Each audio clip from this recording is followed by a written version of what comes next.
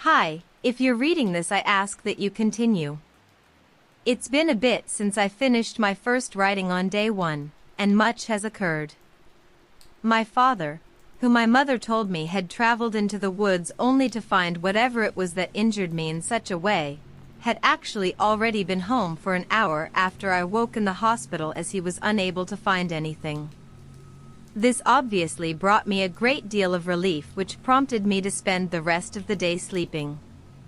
Luckily, the next morning, I had been cleared to go home as my injuries were not severe and all tests had come back fine.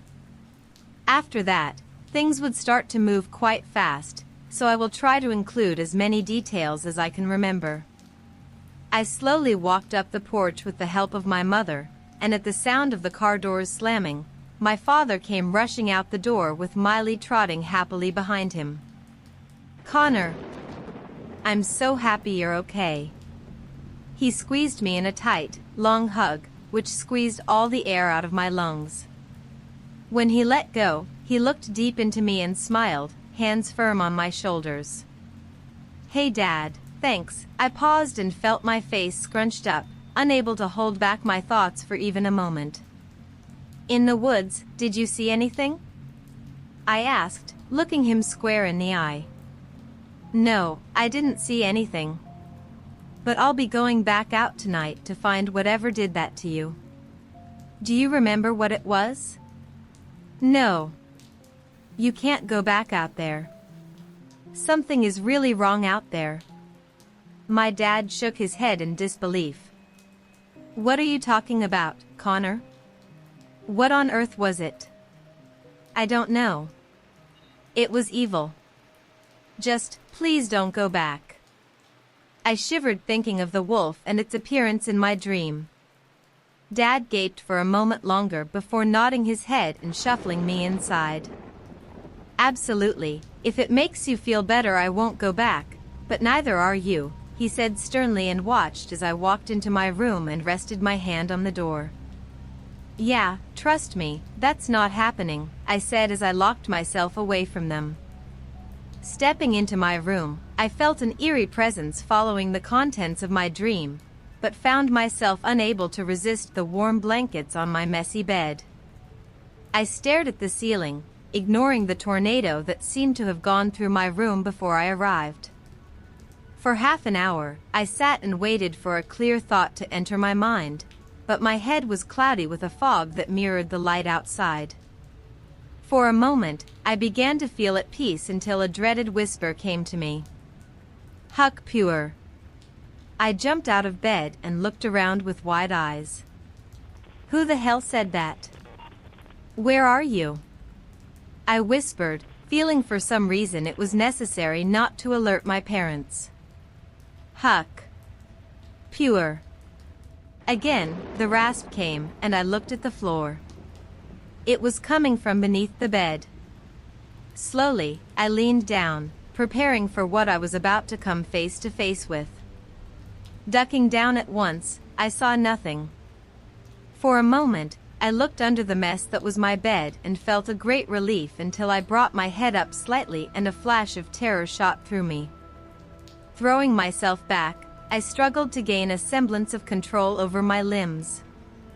That devilish face was already staring at me from my bed. The jack-o'-lantern smiled and glowed again before continuing to speak. "Boy, come here, please," it said and rocked back and forth. I backed up more and gripped the floor to feel some type of support as my mind dissociated. What are you?" I asked, shaking. For a moment, it just smiled at me, unmoving, before speaking with that same rasp. "You are in great danger, boy. You did well to have the intuition to give me a mouth to speak with, but soon my warnings will be of no use to you." I stood up, back pressed firmly against the wall, before speaking. What do I have to do?" "Return to the pumpkin patch where you found me." Sparks flew in its open mouth. "Are you crazy? I'm never going back out there ever again. Did you see what that beast did to me?" I pulled up my shirt sleeve and stared hard into the glowing center of its eyes. You are exactly right, the danger the wolf represents is immense, but soon it will no longer be bound to the woods. I believe it has already begun to seep into your dreams. How do you know that? I spat. I can see it quite well through those eyes. I turned my head and covered my face. That will not stop me from seeing the inside. I do not see things by conventional means. The jack-o'-lantern laughed, and my breathing increased. Tell me what you are. I won't do anything until you tell me that. The pumpkin laughed more. Only a man such as yourself, though I had to make some sacrifices to reach you.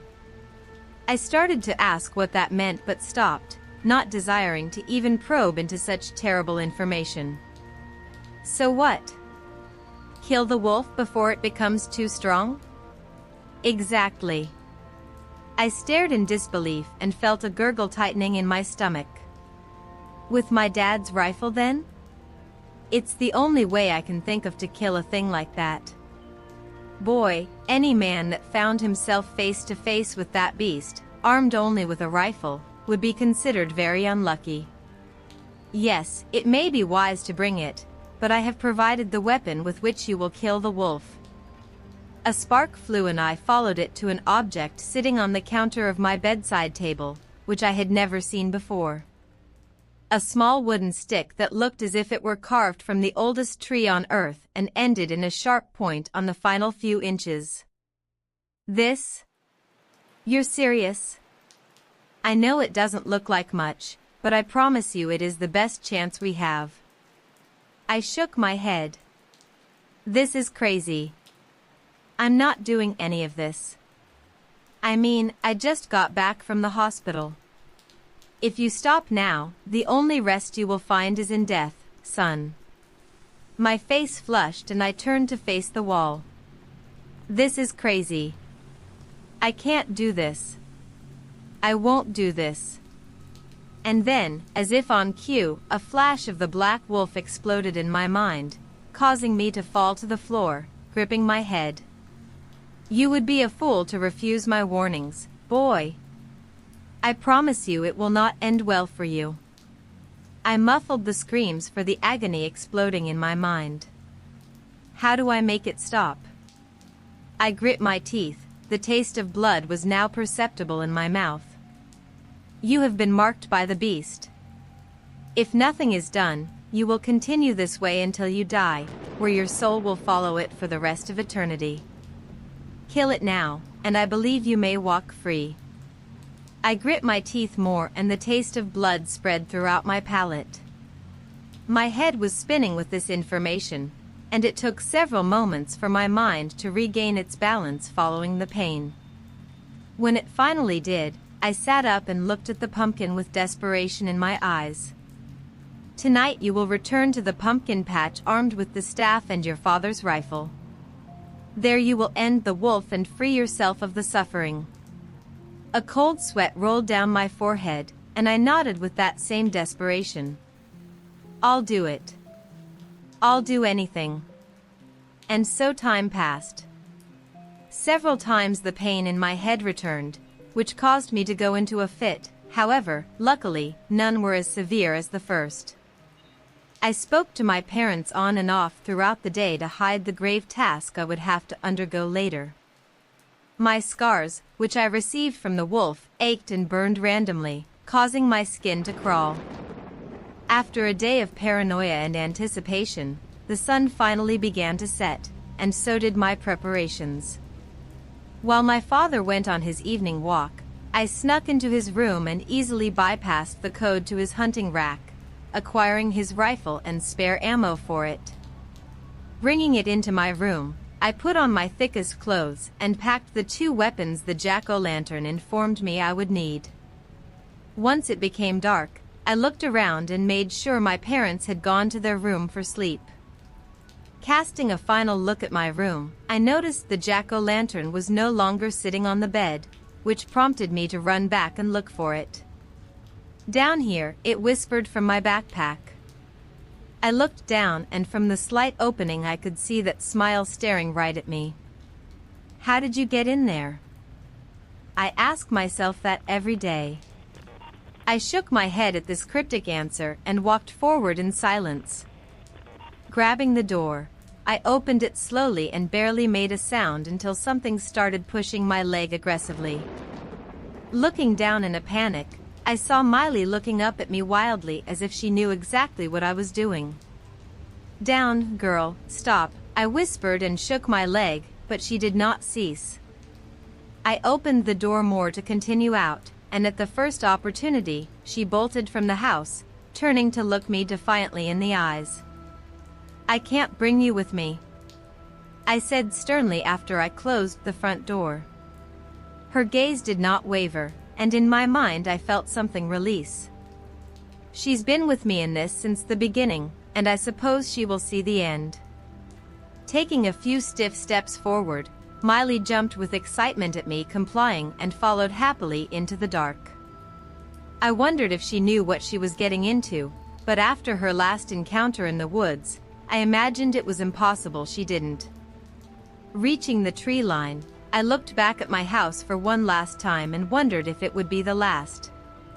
I tried to shake those thoughts from my mind and told myself, I will come back. Together, Miley and I walked along the dark path, which was only lit by my narrow flashlight. Miley's golden fur bounced in front of me, leading me toward where I knew we had to go.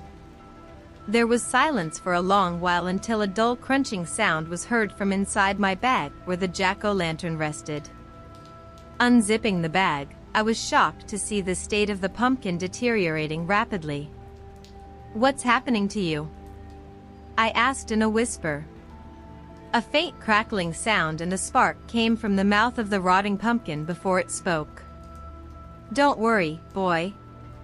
This form was always meant to be fleeting. More of my power is required now to protect us from the evils that lie ahead, and so I will rot. Are you going to die? Ha! Like this? Never in a million years, boy. And with that, we continued walking in silence. I knew now, by how far we had come, that we were approaching the pumpkin patch fast, and my heart beat heavy. The wind grew, and the screams I remembered from the first night exploded all around me. Miley's happy trot slowed to a serious march, and through a large gust of wind, a subtle sound was heard which caused her to go frantic. What is it, girl? I said, having to yell over the wind, but she did not cease. Instead, she bolted off into the dark, which forced me out into a deathly sprint after her. I ran as hard as I could with the heavy luggage I carried, but it was not enough to catch her.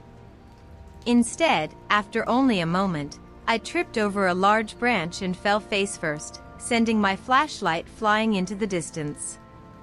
Sitting up as fast as I could, I rubbed the dirt from my face and immediately felt a great panic. The pumpkin. Picking up my bag and using only the moonlight to search for him, I found him intact although a bit bent. Don't lose your focus now. You are in the belly of the beast, he snapped with a slight spark.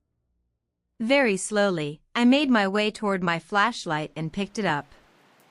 Lifting it, I jumped as the beam returned to life, and the wolf became immediately visible dozens of yards away. Prepare yourself, the jack-o'-lantern shouted firmly. Noticing something on the edge of the light beam, I turned to see another wolf just like the first staring directly at me as well. I let out a slight whimper as I turned the light more and discovered an absurd amount of wolves all standing confidently and staring me down. What is this? How can this be? All is deception. Do not waver. I stood my ground and continued to look at the wolves, which upon closer inspection, appeared to be nearly 100. Miley was barking wildly in the distance, but no matter where I shone my light, I couldn't find her. They're going to kill her. I yelled at the jack-o'-lantern. Only if you fail here now. And with that, I waited for whatever it was the pumpkin warned me of. spinning the light obsessively. It felt like more and more wolves appeared by the moment, and to a great startle, a slight tickle brushed against my ankle. Looking down, I was horrified to see a mass of black fur bubbling and writhing at my feet. I tried to step back but only landed on more of the mass, which spread rapidly into the surroundings. What? No, I tried to start screaming, but the jack-o'-lantern hushed me. Do not let it into your mind. I stared in disbelief and felt something curious. My scars from the wolf were tickling, and after a moment, I connected what this must mean. This isn't real. This isn't happening. I found this mantra as the wolf mass bubbled, which was now sprouting eyes, teeth, and random parts that grew past my knees up to my waist. This isn't real. This isn't happening. I repeated aggressively in my mind, and with a spark from the pumpkin, a bright purple light shone in the distance in every direction. For a moment, I could see nothing, but as my eyes adjusted, I saw that there was no longer any mass of wolves or 100 of them as there were before. I looked at the pumpkin and noticed its exterior was now blackened more than before and softened tremendously. Was that you? I asked in awe. Not mine, but yours. I stared in disbelief at him and noticed how weak he looked. You're rotting. I am. We don't have much time, but we certainly have enough, boy.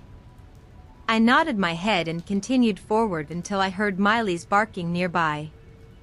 I pointed my light in that direction and was relieved to see her galloping toward me without a scratch. Miley. Where were you? I bent down and hugged my dog.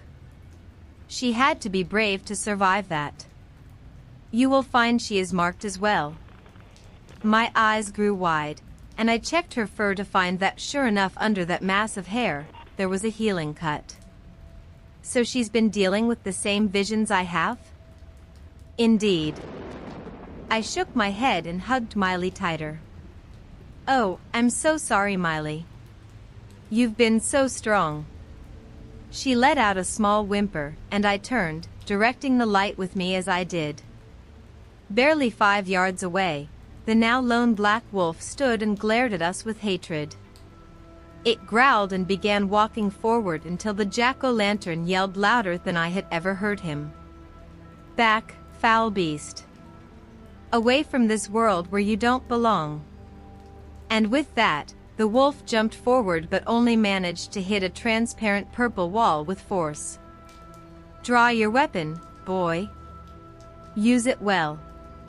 Drawing my weapon, I aimed precisely at the wolf, which was biting and scratching at the wall, cracking and splintering it with every hit. Finally ready, I fired at the wolf. The bullet flew through the glass wall, sending shards of it into the wolf along with the bullet.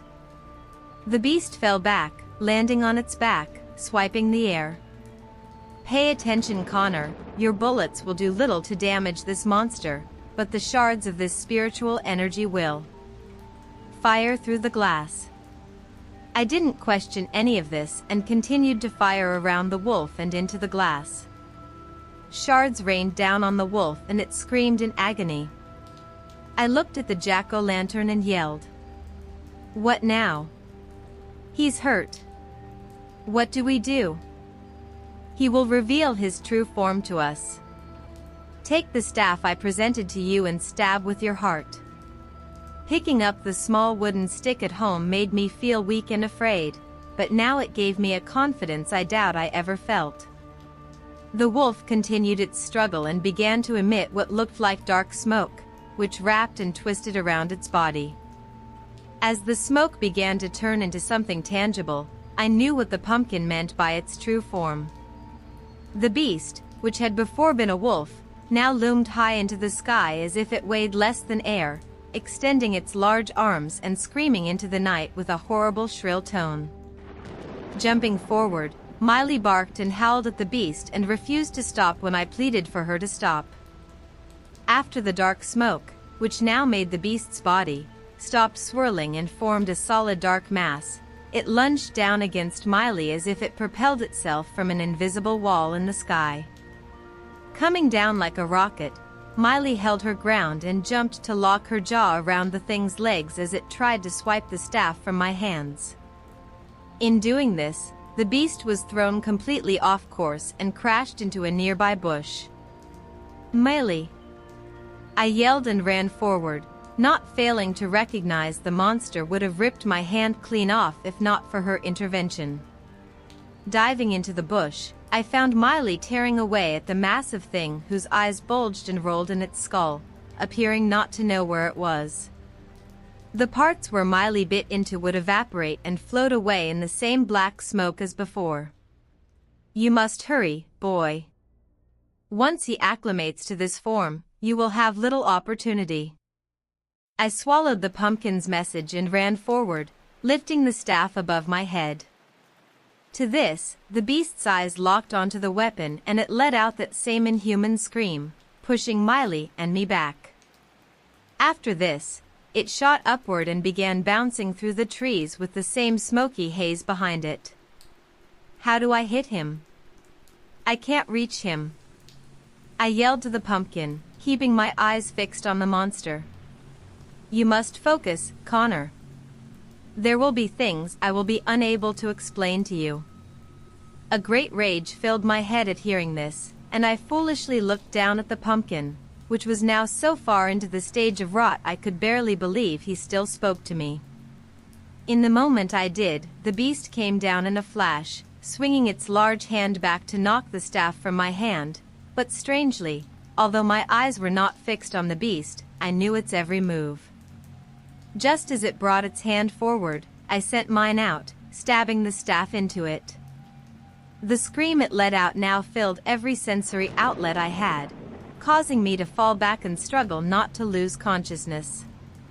As I lay looking at the sky, I tried moving my limbs, succeeding and standing up to gaze at what had become of the beast. Black smoke exploded from its body in every direction and swirled in the air as the shell below melted into the earth. Watch yourself, boy. This isn't over yet. I looked at the pumpkin, which now just looked like a black mess in the dirt, and I couldn't help but feel the air escape my lungs seeing what was before so perfect in such a state. Then, in a sheet of purple light, I found myself experiencing a new vision which saw a projectile looming imminently at me. I threw myself forward as a tentacle of black smoke lunged toward Miley and I caught it in the air just before it reached her. "Miley, get out of here. You've done enough." I yelled to her, but it was too late. Another hand of black smoke reached out for her and grabbed her back legs, pulling her into the melting mass. I screamed and ran toward her but stopped upon witnessing what she was entering. The beast had turned totally into a sludge which didn't just sink into the earth, but bent and split it into an abyss that reached farther than the eye could see. I looked at Miley, who bit and scratched at the arm but was unable to make a scratch. It is returning to its homeland now. I suggest you act if you wish to be with your dog when you meet on the other side. I turned to look in disbelief at the pumpkin but noticed I could no longer see him. The voice only came from my head now. Looking at Miley, seeing her desperate eyes, I wasted no time jumping into the clutches of the beast and after grabbing a hold of her, fell an incredible distance. I imagined myself absolutely dead until I looked around and saw the darkness turning into a soft purple light. The beast's arms were growing everywhere, and looking at its swirling body reminded me of some type of dark squid with bare hands. A loud humming also grew and grew until it became almost unbearable, which is when the feeling of gravity shifted and time slowed down. Suddenly, I had turned sideways and went flying into a plain of pale grass. Looking around, I saw nothing but gray grass for as far as the eye could see, and the wind was a type of cold that seeped deep into my bones. I looked at Miley, and she looked at me with moon eyes and her tail between her legs. Petting her on the head, I walked forward a bit until I noticed something writhing on the ground. The beast, which was before so tall and powerful, lay on the ground waving its many arms, which now appeared physical and as pathetic as any bug I had ever seen. Without a thought, I brought my foot down with force onto the creature and watched as its movement ceased. To this, Miley's spirits appeared to lift a bit, but her uneasy gaze did not fade. "Where are we?" I couldn't help but utter in awe as I looked at the foreign landscape. Turning back, I tried to investigate the tear we had come through, but it appeared to be finishing its close. Miley turned and barked at me, diverting my attention to the distant howls that echoed through the land. "Looks like it's just me and you, girl. I don't really know what this is, but we'll be in it together." It was then that Miley began to wag her tail. As I write this now, I don't know who these words will find or if they will seem like anything more than the crazy imagination of an overactive child, but in all honesty, I don't care. The chance to be in a new place like this, even if it is a million miles away, is something I can't take for granted. I know no matter how far away I am, I will make it back to my parents. Together, Miley and I walk along this new fallen land. I couldn't help but hum a happy tune, confident in this new place with my best friend.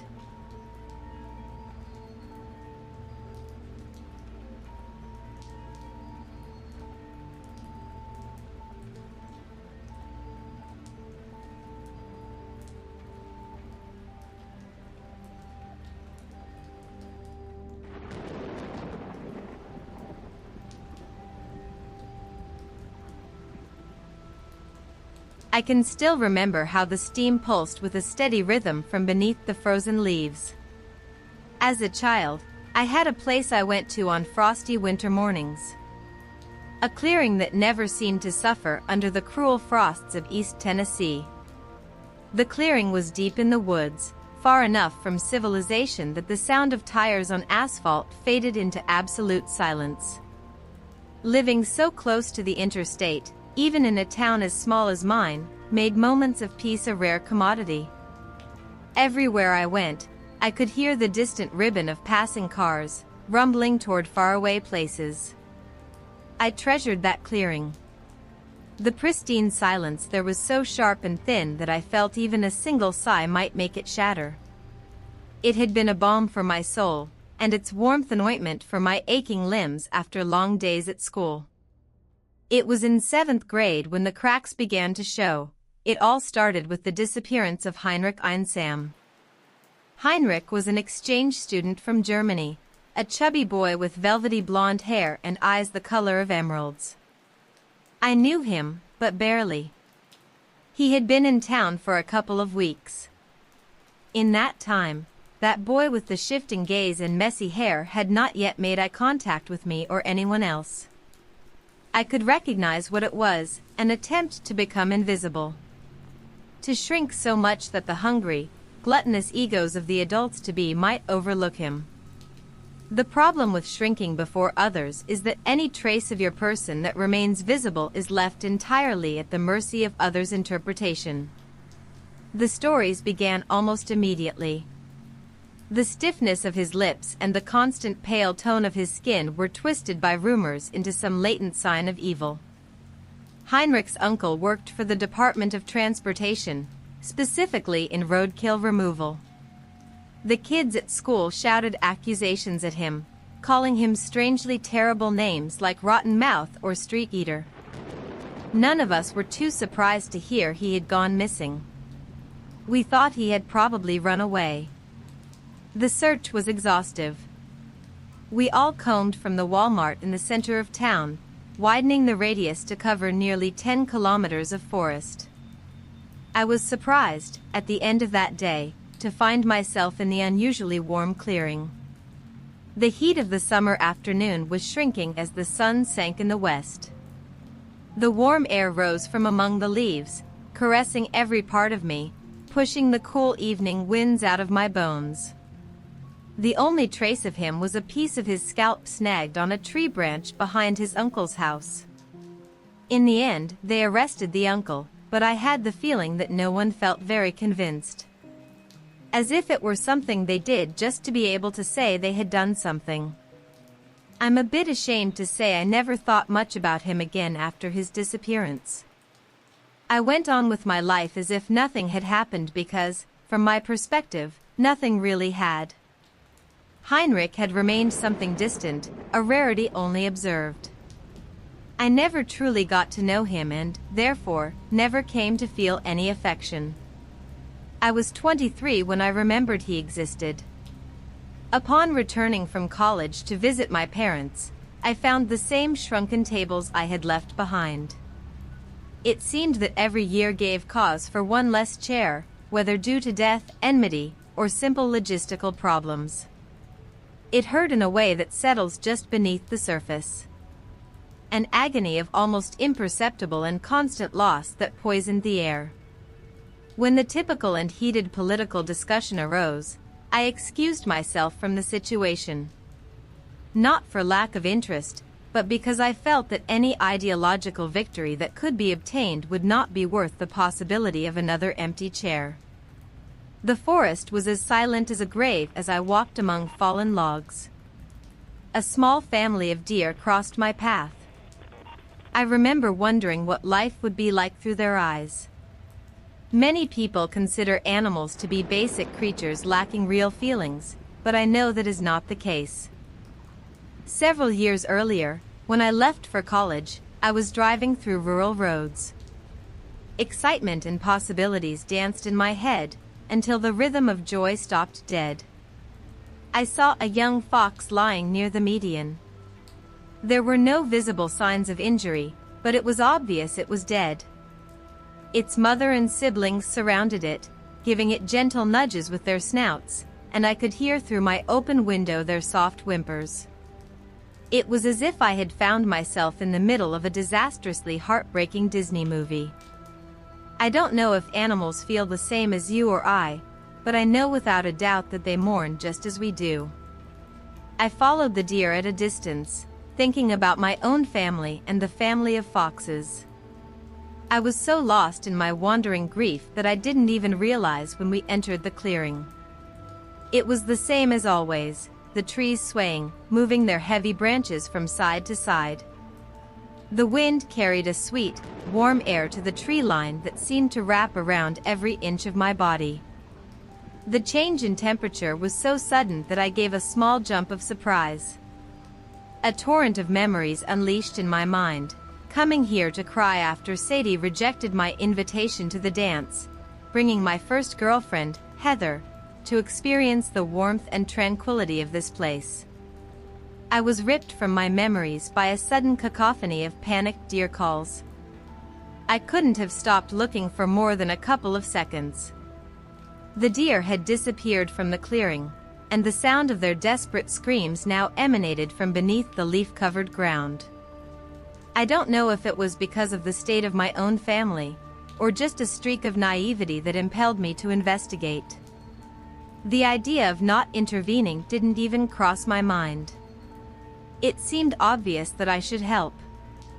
As I walked on the ground, I noticed a faint thud, like wet wood under weight.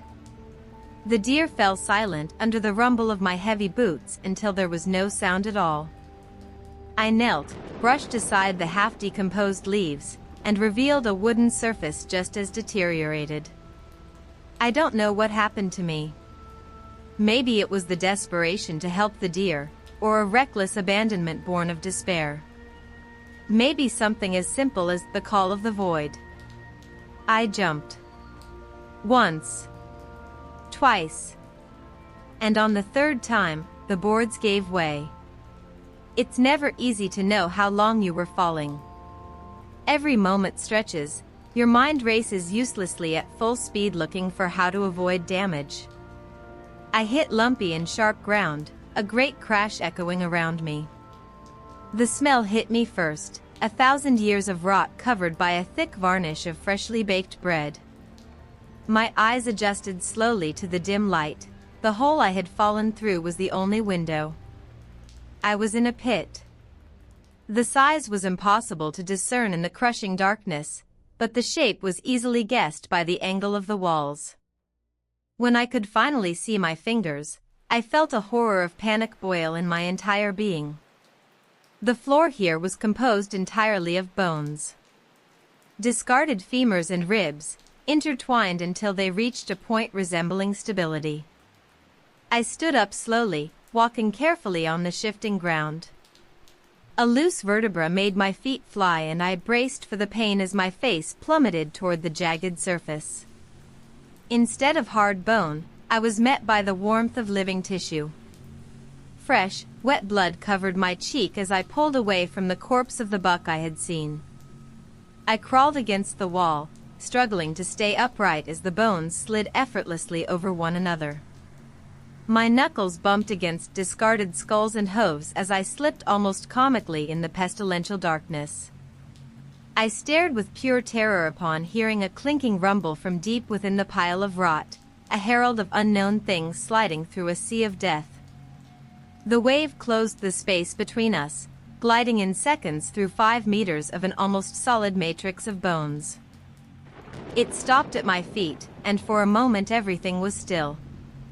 Then a rhythmic dragging began beneath the surface. I listened as whatever it was approached, while shivers of fear shook my body. I was trembling so violently that the bones had begun to shift around me, making me sink slightly into the pile. A rotten hand, all horrible blacks and greens with flashes of intense white underneath, sprouted, and then another. Slowly and inexorably, the being extracted itself from the tangled mass of putrid flesh. Decomposing viscera hung over its exposed skull. All the flesh above its upper lip had been eaten away. Its ears were purulent craters, teeming with life as the insects living inside it fled its ear canal. The blackness of its empty sockets suddenly parted, as if phantom eyelids had opened to reveal the emerald, bloodshot eyes of Heinrich Einsam.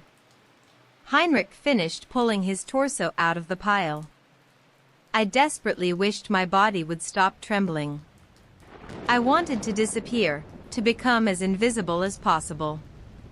He directed his gaze toward me, his skull rolling languidly to one side as he fixed me with a single, burning green eye. "Hey," his voice was a wet rasp, as if speaking through a nest of wasps soaked in viscera. "I found someone. Under the bones. You should see her." As he finished the sentence, he tried again to turn both eyes toward me, causing his head to rotate to the other side, with his jaw hanging uselessly from weak, dry tendons, mummified by decomposition. His torso was a mess of maggots, with fly larvae dotting his shoulders from end to end. His chest pulsed strongly with every irregular breath. Clicking sounds echoed in the abyss as Heinrich towered over me. The fetid smell of rot was unbearable as he exuded decay onto my chest. "Come with me. Under the bones. Here you have a home." I launched a kick with my boot, caving in a large section of his decrepit rib cage and causing swarms of insects to buzz in the enclosed space. I moved as fast as possible to create distance, but it was impossible to keep track of him in the endless, buzzing storm. I could feel a million legs crawling over my skin, and I had to swat uselessly at the air to keep them away from my eyes. I gagged when a fly briefly entered one of my nostrils, transmitting the stench of rot it carried. Heinrich let out a terrible cry of rage, causing another commotion of tiny wings inside his chest. The way his agony vibrated and wove through the echo of his lament made my head thrum with a horrible pressure. I covered my ears with my hands and looked desperately for any way out. On the opposite side, near where I had fallen, was a ladder leading to a small hatch. My clumsy, terrified feet betrayed me as I advanced toward the ladder, leaving me sprawled on the shifting floor. From where I lay, feeling the infinite jagged edges of the rot-soaked bones digging into my chest, I could see Heinrich emerging again. "You entered the pit. Now you belong to her. Nothing of her sees the sky. You go down." His voice oscillated wildly between rage and reverence. He glided effortlessly through the bones, and I could hear the rattling behind me as he broke the surface. He wobbled slightly, as if maintaining balance were a constant effort. His half-eaten skull hung uselessly from side to side as he swayed. I crawled like an animal, pushing discarded femurs and abandoned limbs backward as I desperately advanced toward the ladder. The fragments scraped my face as they flew. He dropped down, breaking the tips of his fingers into small fragments. He had fallen short. I didn't miss my chance. Jerking to my feet, I ran toward the exit. My heart sank as the wet wood flexed under my weight. I climbed one rung, then another, before a sharp pain tore through my leg. From where he had fallen, Heinrich had crawled across the room. A chain of deer thoraxes lay behind him, a sinuous rope of somber darkness shackling each to Heinrich's serpentine form. He had crawled up and sunk his shattered fingers into my calf, behind the shin. I panicked and tried to pull my leg back. The pain brought an incandescent blackness to the edges of my vision. The muscles connecting my calf to the shin stretched against Heinrich's fingers, threatening to tear away completely. Hot, yellow bile rolled down my throat as the pain threatened to make me lose consciousness. I was dragged back to reality by the sensation of a splinter slowly piercing my right thumb. The hand had let go of the ladder, hanging behind me. There, beyond the tip of my fingers, I could see the glow of a terrible and hungry malice suspended in that cloying, fetid air. He used the fingers dug into my leg as support, sending waves of brutal agony through me. He stretched and twisted until he positioned his jaws around my index, middle, and ring fingers. He bit, severing each finger at the knuckle. I sucked the stale air into my lungs as he rose for more, and then there was a horrible tearing sound. The weight of his body had been too much for his dry tendons to hold. His wrist had detached from his arm. The sudden shift in weight was too much for his precarious sense of balance. He fell to the ground, launching bones and viscera across the room in a wide arc as he fell. I screamed in desperation as I forced my battered body upward. One rung, two more, and I reached the hatch. I felt the strike of Heinrich's remaining hand against rung after rung as I pushed the hatch. Once. It's useless to run. She will come for you. You must go down there, under the bones. Twice. I didn't want to go. Not at first. But she has shown me things. She will show them to you too. 3 times. He closed his jaws around the rubber of my boot. I pulled violently, sending teeth flying through the pit as my shoulder collided with the hatch. Sunlight burst in, illuminating Heinrich's infested and decadent form falling into the pit. I crawled out into the evening air. The sun against my skin gave me the feeling that the nightmare was over, even as some disembodied fingers still twisted in my calf. I carefully removed the hand, the fingers curling trying to hook into my flesh as I pulled each one out. I stumbled through the clearing and collapsed against a fallen tree. My eyes were heavy. The heat of the sun was intoxicating, wrapping me in its embrace and asking me to stay still. I looked at my leg, my fingers. I was bleeding horribly, so I used my belt as a tourniquet on my leg and did my best to keep my hand above my head. I tightened the belt, suddenly noticing a dragging thud and an incoherent, choleric voice. Heinrich had crawled out of the pit into the clearing. The effort cost him his ragged arms, which lay piled in shredded rot torn from his torso. The remaining flesh of his face had also been lost in the effort, leaving only his wild, green eyes to leer at me. He advanced now inch by inch using his upper jaw to hook into the earth. He was about 2 meters away when a set of ribs snagged on the edge of the hole, causing the tension to overcome the union of his vertebrae. His skull disconnected from his neck with a soft click, his eyes experiencing a decade of decay in an instant. They blistered and evaporated into a greasy, steamy dust. The chain of torsos with Heinrich at the end twisted twice before sliding back into the pit. The movement, overtly deliberate, drove a glacial desperation into my heart.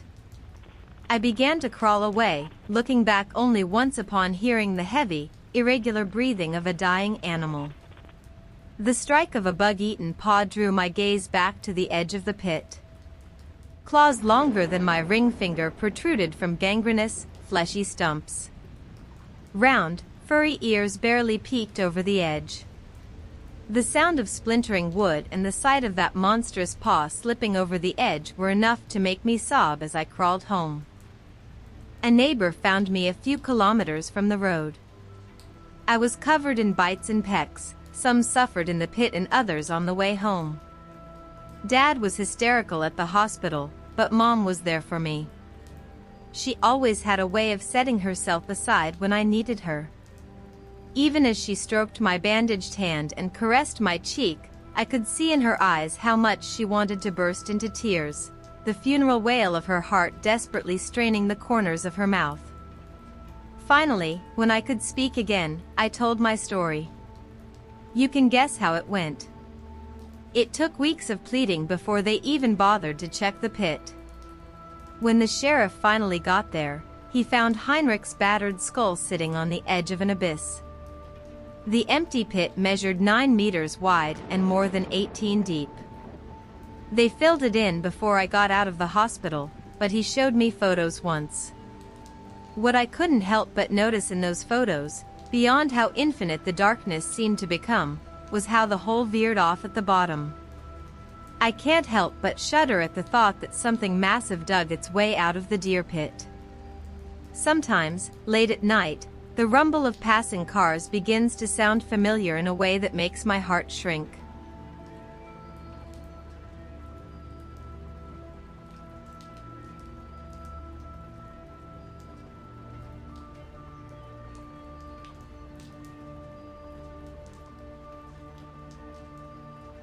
Mount Harmon is where I have lived my whole life, where I tell this tale from my childhood. It's one of these small towns in New England where everybody knows each other, the kind of place that looks like it hasn't changed in 50 years.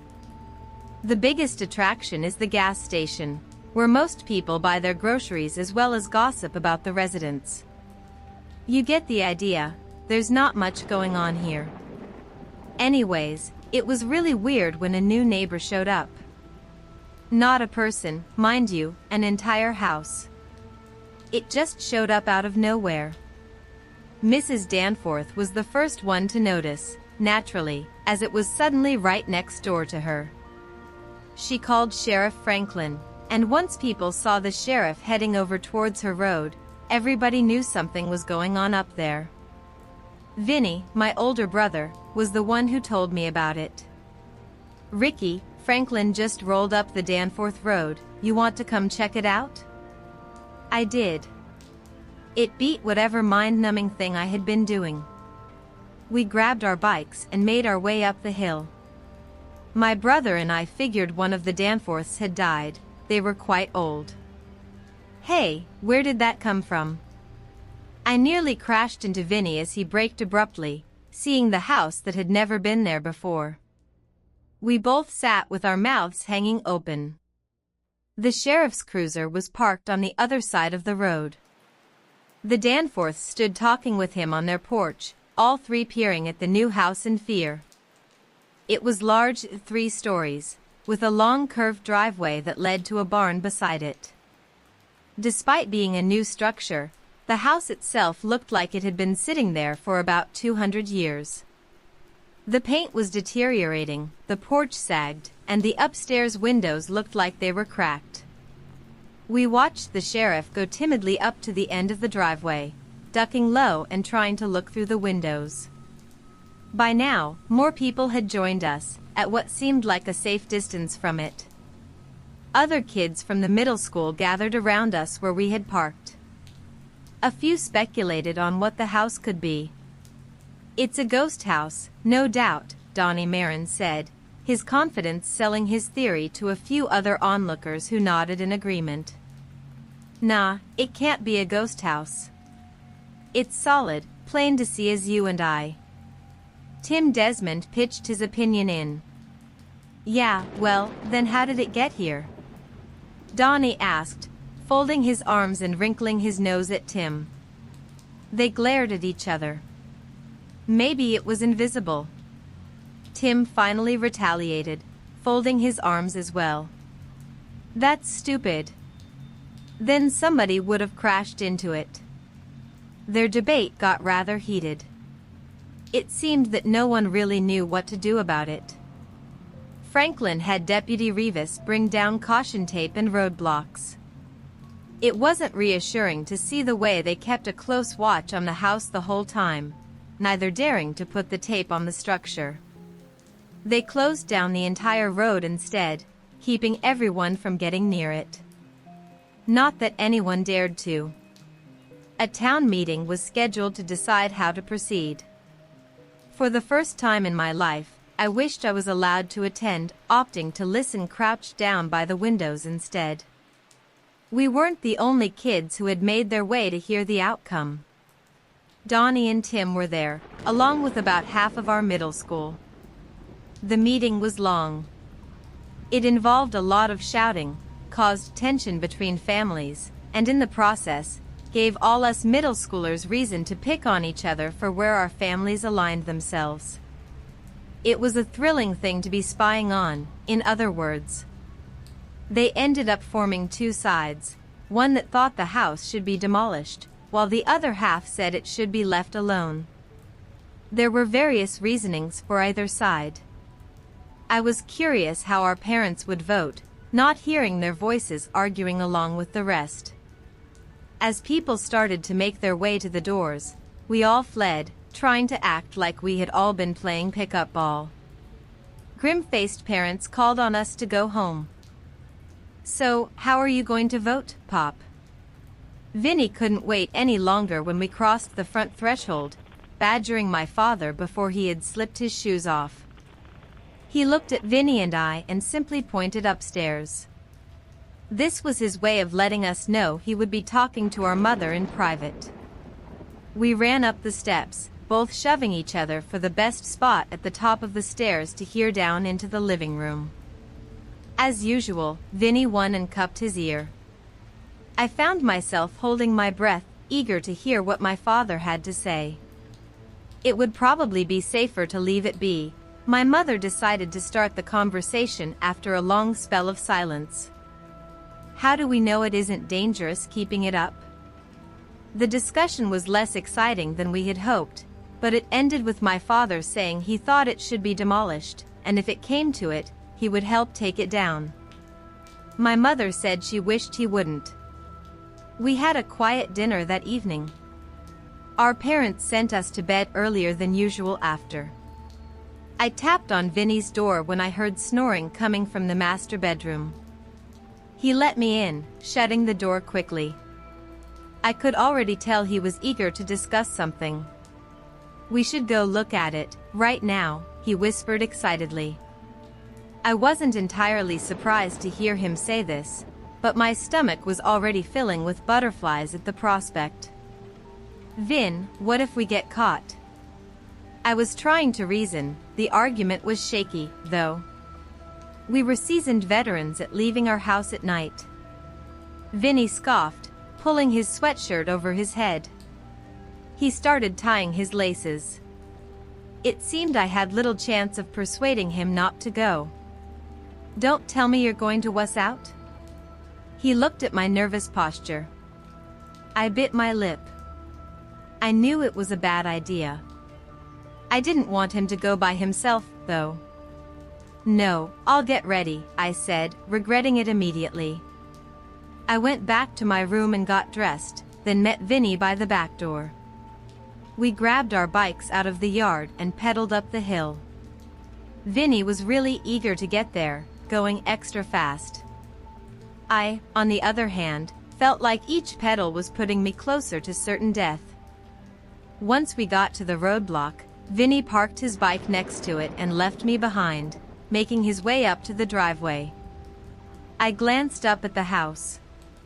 In the dark, it looked all the more menacing, hostile even.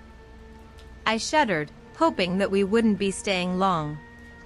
Vinny had his toes at the bottom of the driveway, staring up at the house with a longing look. "This is as close as anybody has gotten," he said softly. He was right. Not even our sheriff had been where he was. I couldn't bring myself to stand next to him. Something primal told me not to. He stared at the house for a long time, inching his toes a bit further into the driveway every now and then. Once his heels were completely across, I got nervous. "Vinny, let's go. It's late. This isn't a good idea. We have school tomorrow." He finally turned away from the house, addressing me with disdain. "Fine. But we're going to come back. This is important stuff, man. It's like we're exploring the moon." The next day, the school was abuzz. The only topic was the house. Even the teachers got into our debates. The votes were to be tallied the next day to see what to do with the house itself. After the last bell, I made my way over to the bike rack to meet Vinny, unsurprised to find him bragging about our midnight excursion to Donnie and a few other 8th graders. "Is he full of shit or what?" Donnie asked when he saw me coming up. I shook my head. "No, we really went to see it," I replied. Donnie spit on the ground and addressed Vinny. "I call bullshit. There's no way you went into the drive. Let's see you do it again." Vinny rose to the challenge, eager to prove to Donnie he wasn't afraid. "Okay, Donnie, meet me tonight. I'll show you." "Be there at midnight," he told him. That night, I waited for Vinny to signal to me that it was time. When he came to get me, I tried to convince him to bail. He wasn't having it. "No way. And have Donnie tell everyone I was too afraid to meet him?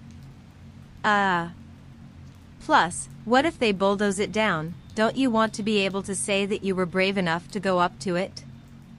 It really didn't matter to me. I was only feeling dread at the prospect of returning. Again, I found myself being dragged along, not wanting Vinny to be there alone in case Donnie didn't show. As we got to the roadblock, I could see Donnie's silhouette and somebody else parked beside him. As we got closer, I realized it was Tim. I told him we were going. He wanted to come too. Donnie gestured to Tim. I was kind of glad to have more people around this time. I hadn't liked the way Vinny was looking at the house last time. He made me think I might have to drag him away from it. The more the merrier, eh? All right, Donnie, watch and learn. Vinny strode toward the driveway nonchalantly as we watched from the road. I held my breath as Vinny went even further than he had the night before. He went up the drive about 12 paces, then turned around, facing us with a huge grin on his face. Tim clapped sarcastically. Vinny took a bow and ran back over to us. "All right, so I guess you're not so full of shit," Donnie relented. "But I can do better than that." He marched up to the driveway, taking a nervous glance at the house before he ran up just ahead of where Vinny had stopped. Tim clapped again. Donnie flipped us off before he came back over. My stomach was churning, feeling that we were really pushing our luck. Vinny was pissed that Donnie had outdone him, saying he would do better than that. I begged him not to, making myself look like a wimp, but I was finally able to pry him away. "Hey, Vinny, maybe leave the baby at home next time," Donnie said, climbing on his bike and taking off down the hill with Tim. Vinny gave me a lot of shit the whole way back, saying that I had cost him a victory. I didn't care. Their new rivalry made me feel nauseous. I knew nothing good could come of it. The next day, we had the outcome of the vote at noon, which ended in dramatic fashion. Mrs. Danforth had begged the town to leave the structure up, saying she thought demolishing it would only release whatever was held within onto the world. She shocked everybody by saying that they were moving out, going a county over and leaving their house for the last 50 years, and the town they had lived in their whole lives. About 20 people pitched in to help them load up, then they were gone. Mrs. Danforth weeping as they rode away. The only thing this meant to Vinny was that he could now venture to the mysterious house whenever he felt like it, without anybody around to see him. He and Donnie upped the ante when we all met up to play the game again. They had a wooden chip that was painted blue on one side and red on the other. After they argued over who got to pick the color first, Donnie ended up with red and Vinny with blue. They would place the chip at their feet, leaving their color right side up until the other person came to pick it up and walk it further. The first day we used the chip, Vinny made it halfway to the barn. Donnie claimed he had something to do when it was his turn, opting to call it quits at that point. Every time we went, he would go a little further, able to beat Donnie by a few feet. Tim and I were there only to be witnesses, it seemed. Some words circulated about the game they were playing, but even though Vinny was prone to bragging, he realized if he confirmed it, somebody would put a stop to it. Donnie was just as tight-lipped, surprisingly. The game continued. Vinny was now only a few steps away from the barn. Every piece of me told me to stop him, to prevent him from going any further, but some morbid curiosity would overcome me, wondering if my brother may just prove to us the house was ordinary after all. As he smugly placed the chip down and strode back to us, Donnie was scowling. He looked like he was ready to prove something. "All right, Vin, get your notebook out for this one," he taunted. He jogged to where the chip was resting, but unlike they had done up to that point, he tossed it up towards the front porch. It landed with the blue side up just below the steps. Tim and I exchanged looks. Vinny's expression didn't change. Donnie chuckled as he walked back, bumping into Vinny on purpose. "I changed the rules. Whoever's side it lands on has to walk to that spot now," he said. Vinny looked like he was going into war as he made his way toward the chip. I put myself in front of him. "Vinny, please, don't," I begged. He shoved me aside. His eyes were focused on the porch, barely registering me. "You know I have to. I am writing this on my phone with my left hand, because my right one is wrapped in gauze and taped to a splint. If you're going to comment, don't trespass, save it." I already learned that part. I learned it with blood on a concrete floor, and someone close enough behind me that I could smell cigarettes through my own panic. I'm 17. I live in a town where nothing happens, unless it's the kind of nothing that ruins your week. My friends and I watch those urban exploring videos where people wander through dead malls and old factories. It looks quiet, dusty, empty, sad. This was not like that. I went alone because I'm an idiot, and because my friends are all talk. "Yeah bro, I'm down," and then it's my mom said no or I got work. I told myself I'd just go in, take a few pictures, and leave before midnight. I told myself I'd be smart. I picked the Hollis Distribution Center because everyone in town knows it. A huge gray warehouse off the service road behind the old strip mall. When I was little, trucks were always coming and going. My dad used to point at it and say, "That's where all your Christmas stuff sits before it gets delivered." It shut down last year. They chained the gates and put up no trespassing signs that faded in the sun. People started saying it was empty, then people started saying kids were going in to tag it, then people started saying they heard generators at night. That last part should have been my warning.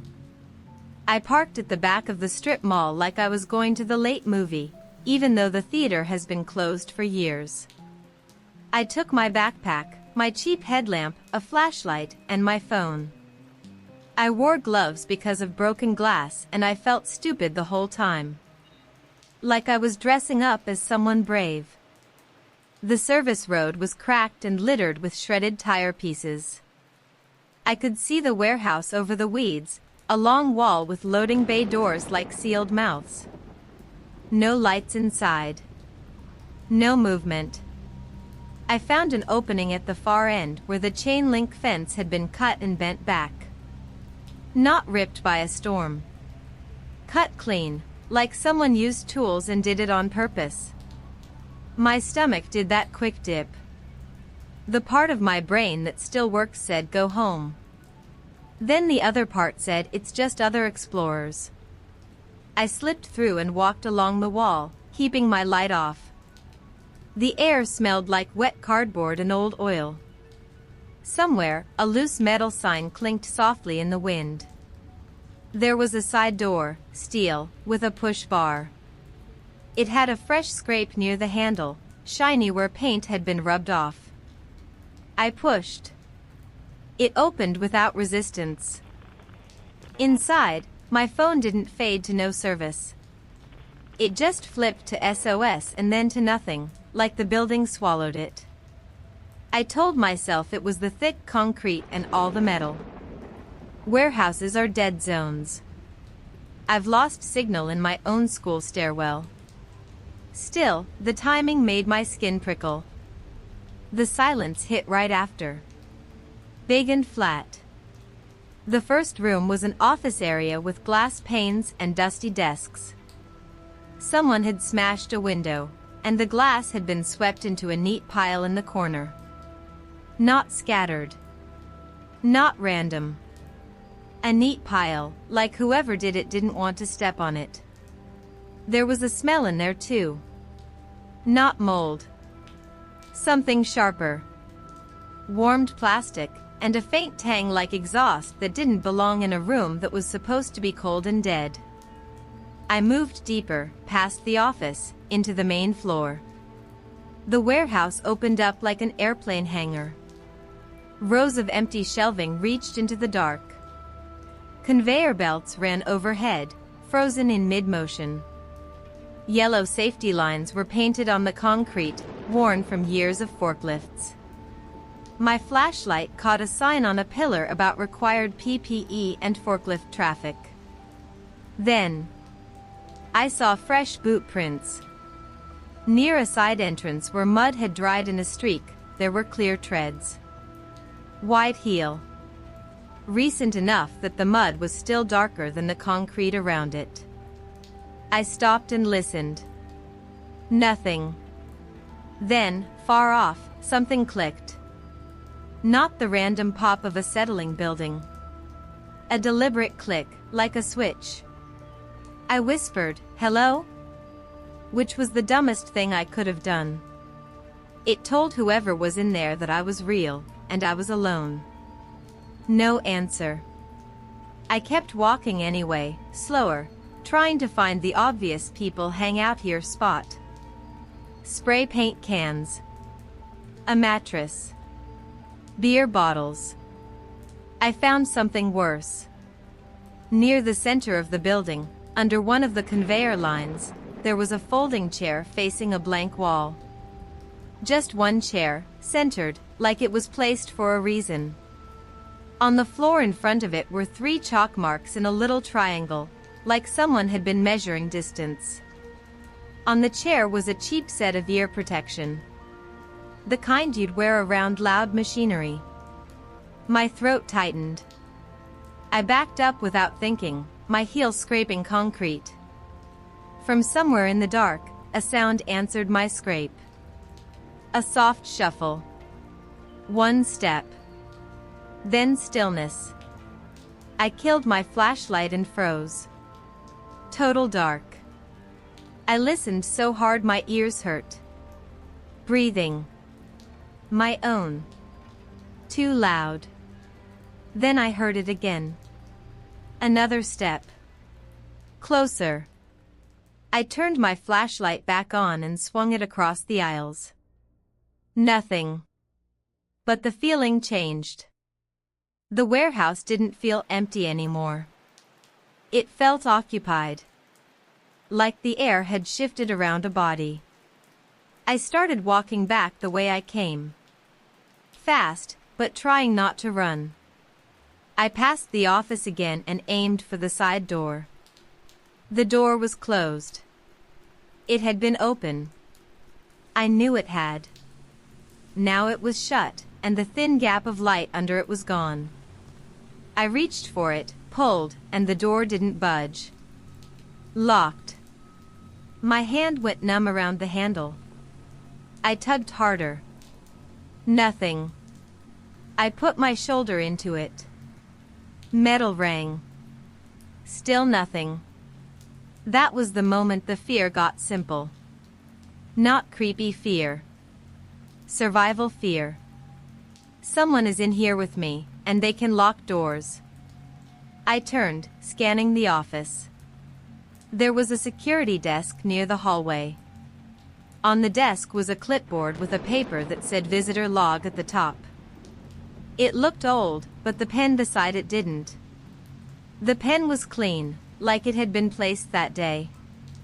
I don't know why I did it. My hands were shaking and I wanted them to do something that wasn't yanking on a locked door. I wrote my first name on the log. Just Eli, and the time. I wrote it like a joke, like I could laugh later about signing into a dead building. The ink looked too dark on the page. Too fresh. I regretted it immediately. I went down the hallway instead, trying to find another exit. At the end of the hall was a stairwell door. I pushed it open. Cold air hit my face. The stairwell smelled like wet cement and rust. Metal stairs went up to a second level. I stepped inside and pulled the door shut behind me. The latch clicked. Then, behind it, I heard a soft tap. Knuckle on metal. Once. Then again, slow. Tap. Tap. Not banging. Not trying to break in. Just letting me know they were there. I backed up a step onto the stairs. Tap. Tap. The tapping stopped. A few seconds of nothing. Then, I heard the latch move on the other side.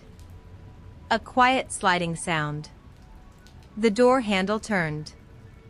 It didn't open, but it turned, like someone was testing it. Then, very softly, a voice said from the other side, "You lost?" It wasn't a monster voice. It wasn't a ghost voice. It was a normal adult voice, calm and almost bored. That terrified me more than anything. I didn't answer. The voice sighed, like I was inconveniencing them. "Wrong place to be," it said. "Come on. Let's get you out." The words sounded helpful. The tone didn't. I backed up another step. My shoe scraped metal. Silence. I started up the stairs, faster now. The metal clanged under my feet. Halfway up, the stairwell lights came on. A flicker, then a steady industrial glow. I froze, staring up at the fixture. Dust drifted through the light like slow snow. Below me, the stairwell door clicked open. I did not look back. I ran up the rest of the stairs and pulled myself onto the upper landing. The upper level was a long catwalk running along the inside wall. From up there, I could see almost everything below. And now, I could see the generator. A small portable generator sat tucked behind a stack of pallets. A heavy extension cord ran from it into a junction box. Someone had taped a label on the box. It said, "Lights/PA." My stomach dropped again. Whoever was here didn't just sneak in. They set up power on purpose. They planned to turn the building on when they wanted. I heard footsteps on the stairs behind me. Slow. Patient. Like the person wasn't worried about catching me because they already knew where I could and couldn't go. I moved along the catwalk, flashlight sweeping for a way down. I reached a ladder and started down. I was halfway down when something hit the catwalk above me. A heavy thud, like a boot kicked the metal. The ladder vibrated. My hand slipped. I climbed faster. My glove caught on a sharp edge and tore. My bare palm scraped metal and pain flared. I dropped the last few feet. My feet hit concrete hard. Above me, on the catwalk, a figure leaned on the rail and watched. I only saw them for a second. Adult. Dark jacket. Face kept in shadow. They didn't yell. They didn't threaten me. They raised one hand, slow, and pointed toward the aisle in front of me, like they were directing traffic. I ran. I wove between shelving, trying to use the rows like cover. I found a side exit door near one of the loading bays. It had a panic bar, and a chain looped through the handles. A thick one. The padlock looked new. Shiny. I yanked the door anyway. The chain held. I turned to look for another way out, and that's when the lights cut out. Darkness snapped back in. Then, the PA system crackled overhead. A speaker popped and hissed, then a voice came through. Hello? Pause. Then it said, Eli. My knees went watery. The name came again, clearer. Eli. I knew exactly how it happened. The clipboard. The pen. My own handwriting. The calm voice returned, live this time. I told you it's the wrong place, it said. Now you're making noise. People hear noise. I spun in a slow circle, trying to see where the voice came from. My flashlight caught something hanging from a shelf. A strip of reflective tape. Bright orange. Then another, and another. A path. The voice on the PA said, follow the tape. You'll get out. It sounded like a test. It sounded like a trap. I did not follow the tape. I turned and ran in the opposite direction. That decision probably saved my life, and it also got me hurt. I sprinted down an aisle, cut left, then right. I figured I could break an office window and crawl out. I didn't care about trespassing anymore. I cared about daylight. Then, my foot caught something low across the floor. It was a strap, like a ratchet strap pulled tight across the aisle at ankle height. My legs went out from under me. I hit the concrete hard. My flashlight flew and spun. Before I could scramble up, something heavy landed on my backpack and pinned it. Just enough weight to trap me in place.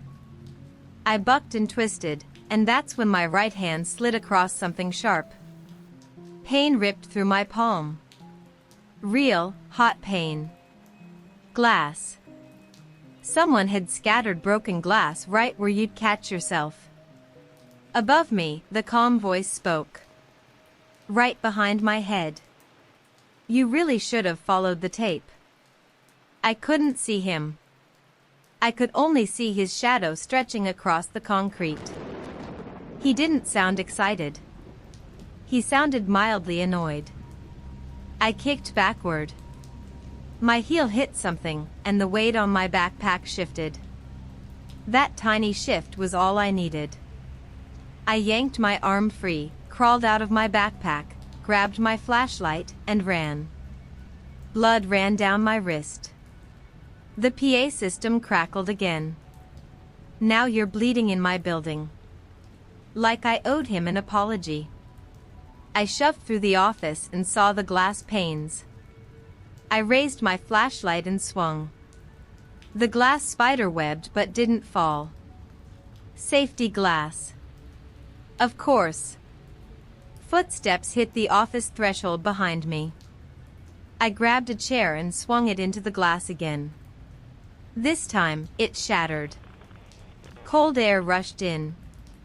I climbed up and shoved my injured right hand through anyway. I dropped outside, landing wrong. My ankle rolled. Behind me, the window popped as someone else started to climb through. I ran. I limped run toward the fence opening. Behind me, the calm voice called out, almost casually, "Eli." Not yelling. Calling like you call a dog that slipped its leash. I got through the fence. I hit the service road and stumbled toward my car. I got inside and locked the doors so fast my fingers cramped. For a second, I just sat there, panting. Nothing moved. It was like the building swallowed him again. I drove straight to the hospital. They cleaned my hand. The cut was deep. They numbed it and stitched it. They wrapped my ankle. While I sat there, shaking, my phone buzzed. A message request on an app one barely use anymore. No profile picture. No name. Just one line, "You forgot something." The police took a report. I told them about the generator, the tape, the strap, the PA system. I told them I signed the visitor log like an idiot. The officer looked at me like he wanted it to fit into a neat box. Trespasser. Squatter. Scrapper. But those words don't explain the tape path. They don't explain the labeled junction box. 2 days later, my friend drove past the warehouse. He sent me pictures. The cut fence had been fixed. Replaced. New chain link. The side door I used was painted over, fresh gray paint.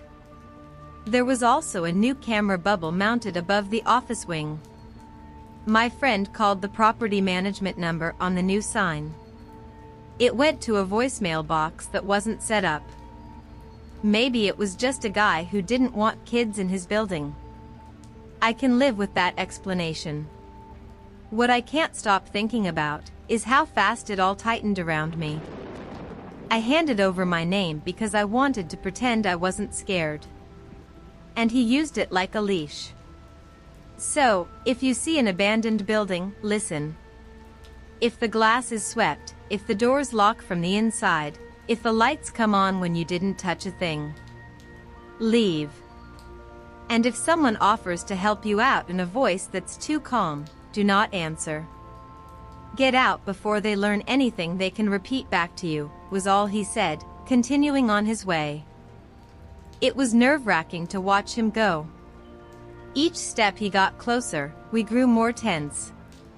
Even Donnie began to second-guess himself. "Hey, Vinny. Let's just get another thing to mark with."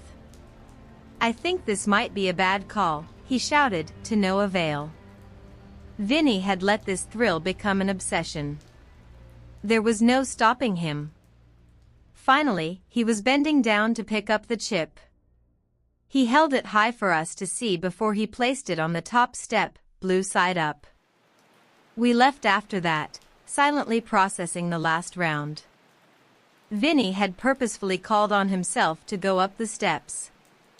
It seemed he no longer had anything to prove to Donnie or anybody else. He was caught up in the rush he got from it. He came to me that night with an idea. "I'm going in next time," he said. It didn't surprise me, but I found tears running down my cheeks. I knew nothing I said would make a difference. I nodded my head. "I'm going to tie a rope to my waist. If anything goes wrong, you guys can just pull me back out," he continued. I fell asleep crying that night, not knowing how to stop what I feared would happen tomorrow. Tim and Donnie were waiting for us the next day, gravely silent, waiting for Vinny to address them. He tied the rope and explained what he wanted them to do, asking me to be at the front of the line. "Vinny, I love you," I whispered, trying not to cry. To my surprise, Donnie and Tim were also misty-eyed, clapping Vinny on the back and wishing him good luck. Vinny looked at us fondly, giving me a hug before turning away. I watched the rope uncoil by my feet until there was nearly nothing left. Vinny was on the top step. He looked back at us, then reached for the door. I wanted to scream at him to stop, to turn back and take me home, beg him to read me stories out of his favorite books, to ruffle my hair, to flash me his wicked smile. But I couldn't. Some part of me had to know, just like he did, what this house was. I tightened my grip on the rope as he pushed the battered door open, revealing the dark entryway. He was there for a few seconds, then he disappeared from view. The rope nearly escaped from me. Something had yanked all three of us forward into the driveway. I kept my feet dug into the dirt, but it was no use. Whatever had a hold of Vinny was taking us all with him. My hands were being ripped apart. Tim and Donnie were screaming behind me, all of us still keeping the rope in our grasp despite the agony. I was wailing, barely able to breathe from the exertion and terror. We were heading at the front steps with alarming speed. My heels left the ground and I tried bracing myself against the steps, pushing back with everything I had. By then, Tim had let go, screaming at Donnie and I to do the same.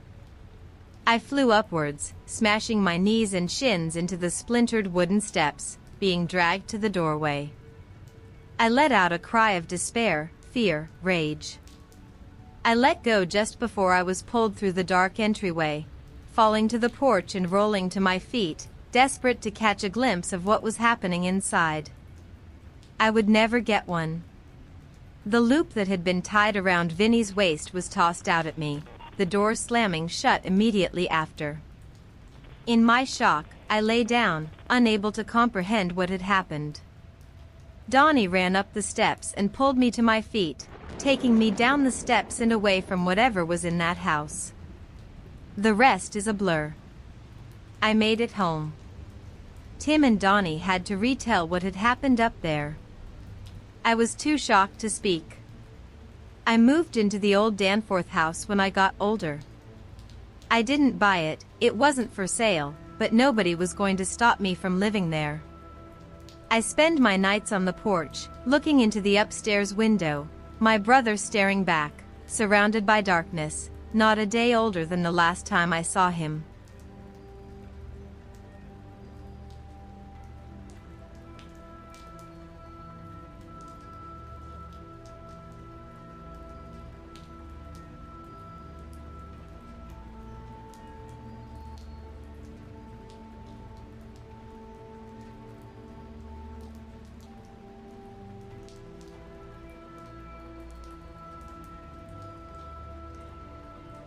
Most of my childhood was spent in the same 20 square miles of forest, somewhere in the Appalachian wilderness. I lived there with my mom in this cabin she claims to have built with her own 2 hands. I believed her for a while, though now, I'm fairly certain she just found an abandoned cabin and fixed it up as best she could.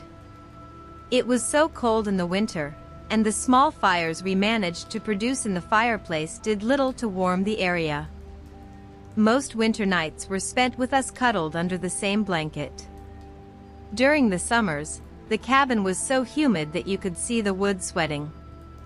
Often, we'd opt for sleeping outside on summer nights, despite the clouds of mosquitoes that the makeshift netting my mom made from old fabric did little to quell. The multitude of bug bites was preferable to waking up dehydrated from sweat, though. Our days back then were mostly spent with my mom hunting for small animals to cook and eat, while I gathered firewood and picked berries. On rare occasions, we would take breaks and spend the day singing songs or reading from the handful of books she had. However, we needed to survive, and that meant working hard to ensure we had food and fresh water. My mask made foraging more difficult than it should have been. I constantly had to pull at the white cotton sheet to fit the eye holes over my eyes, and it would often become drenched in sweat within an hour. The only time I ever took off my mask was when my mom bathed me. I would often try to catch my reflection in the water, but it was never clean enough. I wondered if she'd ever seen my face. She would have had to have seen it the day I was born, right? I learned early on not to ask my mom questions that involved the masks or my face. The only answer I ever received was that if I took off my mask in front of someone, something bad would happen. If I pushed any further, she would say, "I'm your mother, and you should trust that I know what's best." And I did, for a long time. My mother was my whole world, and I loved her as much as a boy could. We spent most of our time together, and I have mostly happy memories of her. Of course, there are bad memories sprinkled in there, with some being downright horrible. I recall once when I was somewhere between 4 and 6, I was playing outside in our garden. Mom was on the other side of the yard doing laundry while I hopped through the soft dirt, stepping on any pests I saw. Looking at their guts on the underside of my shoes every time I stepped on one filled me with a sense of satisfaction, knowing I was aiding in our survival in a small way. I'd made my way to the end of the garden when I noticed the rabbit cage. Mom had kept several she'd caught in traps to breed for meat. She told me not to get attached to any of them as we'd be eating them all at some point, but of course, I'd given them all names and loved sticking my fingers in the cage to feel their soft fur.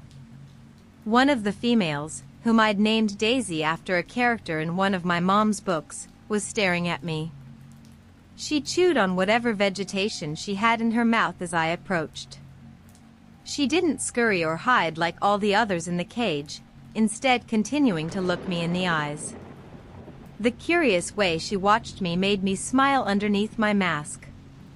We looked at each other for a while before I got the sudden urge to untie the twine from my neck.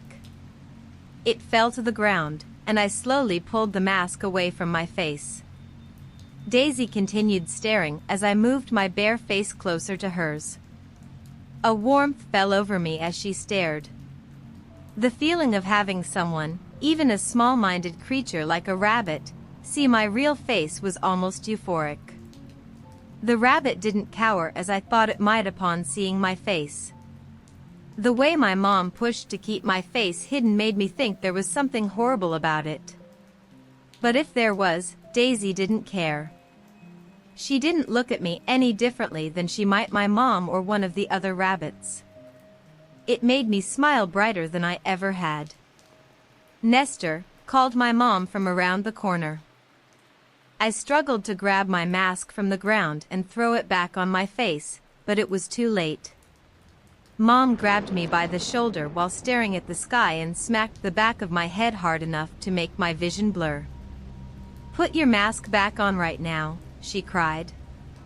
I did as she asked, and she pulled me away from the scene, leaving Daisy still staring in the spot where I'd been standing. We had Daisy for dinner that night. Mom didn't have to tell me, as I'd seen her take Daisy from the cage from my bedroom window. I listened to her frantic squeaks before Mom likely broke her neck, as was her common method for killing our dinner. Daisy lay in a charred pile in the center of the table that night. Mom pulled off one of her legs and threw it on my plate. "Eat," she said. Tears soaked the inside of my mask as I pulled down the mouth hole a bit so it sat as close to my mouth as I could get it. I picked up Daisy's leg and brought it to my lips. "Eat," she yelled. I took a bite of the unseasoned meat and tore it away from the bone. I closed my eyes while chewing and swallowed. Mom nodded and began eating some breast meat, satisfied. "Do you realize what could have happened if I accidentally saw you without your mask?" she asked. No. You won't tell me, I returned defiantly. Mom paused as if trying to gather her thoughts. She sighed, then gave her constant answer of, something bad. I felt my mask, poking at the small holes that had begun to form along the neck. I'd have a new one the first time I met another person. Like the last mask, this one was made from cloth, but it was a bit thicker, as if it were made from a thick jacket. Despite this, it breathed better, making the summer trips collecting berries a bit more bearable. I was 8 or 9 years old during one of these trips, and several yards from us, I spotted a bush covered in red berries. We avoided the green berries, and most of what we ate was dark purple and bitter. However, the red ones had a sweet, tangy flavor that I still crave sometimes. I rushed over to them, carrying my basket in tow. I hadn't gotten used to my long legs and arms from my growth spurt earlier that year, so I awkwardly flopped around before reaching the bush. As I approached, it moved a little, like something was inside. I moved closer, assuming it was a squirrel or some other small critter I could easily fight off. A mop of blonde hair poked out from the side of the bush. I rounded it to see the back of a kid. They turned as soon as I approached, and I was met with a blue-eyed, skinny blonde girl. She was around my age. Her hair fell past her shoulders, and it was full of leaves. The dirt stains on her clothes and scratches across her bare legs told me she's been in the woods for a while. "Hi," the girl said with a bright smile. I backed away a bit. "Why are you wearing a mask? Are you a superhero?" she asked with a mocking laugh. "Superhero?" I asked. "Yeah," she returned before reaching into her back pocket and pulling out a rolled comic book. She handed it to me, and I saw Spider-Man written on the front. It was the first time I'd ever seen anyone else in a mask, though his was a lot cooler than mine. "You should wear one like him instead," the girl said. The sound of leaves crunching sounded behind me, and I saw my mom approach with her bow and arrow. Her eyes widened when she noticed the girl. "Hello," the girl said. I watched my mom's hands shake as she held the bow and arrow tightly against her side. Another sound came from behind the girl, and Mom quickly lifted the weapon. It was a man with a large brown beard. He spotted my mom instantly and threw his hands up in submission while slowly moving in front of the girl. "Who are you?" Mom asked. Hello," he said. "I'm Monty, and this is my daughter, Jamie. We're camping nearby." "Sorry, I didn't know we were on someone's property." Mom refused to lower the bow and arrow. "You need to leave." "Is this your property?" the man asked. Mom bit her lip, and her arms started to shake. "Yes," she said. "Would the park's office confirm that if I called?"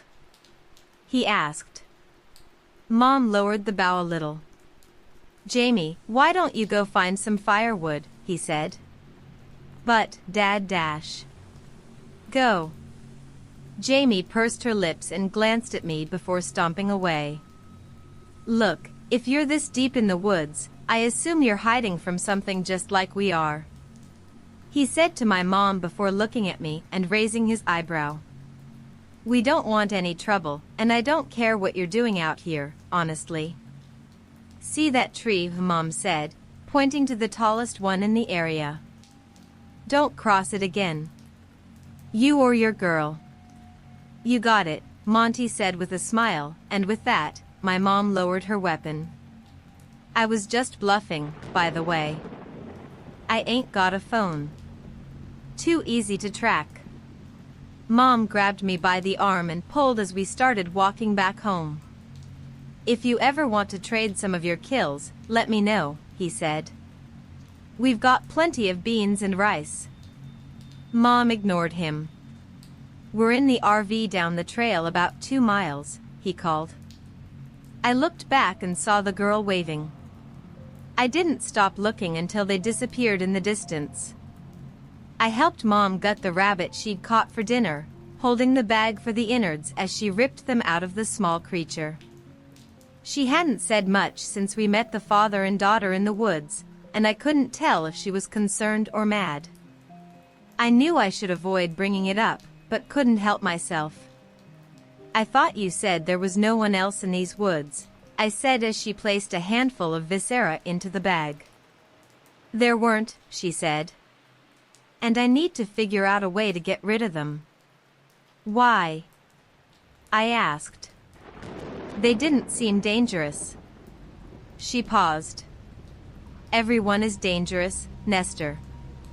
I dropped my head and stared into the bag for a while, not meaning to. My eyes got lost in the red and pink mixture that slid with every slight movement. The image of the girl popped into my head and wouldn't seem to leave. "You're thinking about her, aren't you?" Mom asked. "She was around your age." I looked at my mom, then back into the bag. She dropped the rabbit onto the wood slab and knelt in front of me. "I know you're lonely, but you know it has to be this way," she said. "But why?" I asked. "You never tell me." "I tell you that you need to trust me," she said before standing back up. "And that should be the only explanation you need." It wasn't, though. I'd already started thinking of ways I could sneak away and meet that girl again. "I know what will make you feel better," Mom said before taking off her blood-stained gloves and going inside. She came back out a few minutes later, holding something behind her back. She revealed what looked like a light brown mass. She smiled as she handed it to me. I pulled the edges apart to see that it was a new mask. This one had actual facial features, a mouth with lips, a nose like my mom's, and eyebrows. "I made it with rabbit skins," she said. "I thought you'd like having one that looks like an actual face." I stared at it, trying to appear grateful but struggling to understand how I actually felt. "Well, try it on," she said. I did as she asked. It fit tightly. The eye holes were perfectly situated. "Thanks," I said, wishing it looked more like Spider-Man's. Mom was always exhausted after a day of hunting. Once she fell asleep, I snuck out of the cabin and into the woods. I followed the path until I heard voices. I spotted a fire and the RV Ambience sat in a chair while Jamie danced around it. Jamie spotted me. "Hey, Spider-Man," she said. "I like your new mask." "Thanks," I said. "My name is Nestor." I like Spider-Man better," she said. "Come on, I want to show you something." She grabbed my hand and pulled me into the woods. We walked until she stopped at a small ditch with a thin stream at the bottom. "Tadpoles," she said with excitement. "They'll grow legs soon." That's what I learned in school. "Do you go to school?" I shook my head. "Jamie," cried Monty from somewhere in the woods. "I gotta go," she said softly. "Come visit me again. Just whistle 3 times, and I'll come find you in the woods." I only went to visit her on the nights my mom was exhausted. Jamie told me all about her life out of the woods. Friends, restaurants, the library. "Have you ever read The Boxcar Children?" she asked me one night. I shook my head. "Whenever I leave, you can visit me, and I'll let you borrow it," she said. "Oh, and we can go to the movies." I used to go all the time with my mom and dad before they broke up. "Broke up?" I asked. "Yeah, it's like when adults decide they don't like each other anymore, so they stop living together." She knew so much more than me. "Why do you wear a mask?" she asked one night. "My mom says something bad will happen," I said. She picked at the grass. Works for me, she said before offering her hand to help me up. One night when I came back, my mom was waiting in the yard, staring into the woods. Her eyes grew wide with anger. "Where the hell were you?" she cried. "You were meeting that girl, weren't you?" "She's my friend," I said. "My only friend." Friends don't keep secrets from each other. "You don't tell me anything. Why do I have to wear a mask?" Mom bit her lip. She sighed. "Keep playing with her if you want," she said. "Just keep your mask on." Another year or so passed. Jamie and I explored together. I showed her how to track animals. I taught her how to use a bow. We shot a quail.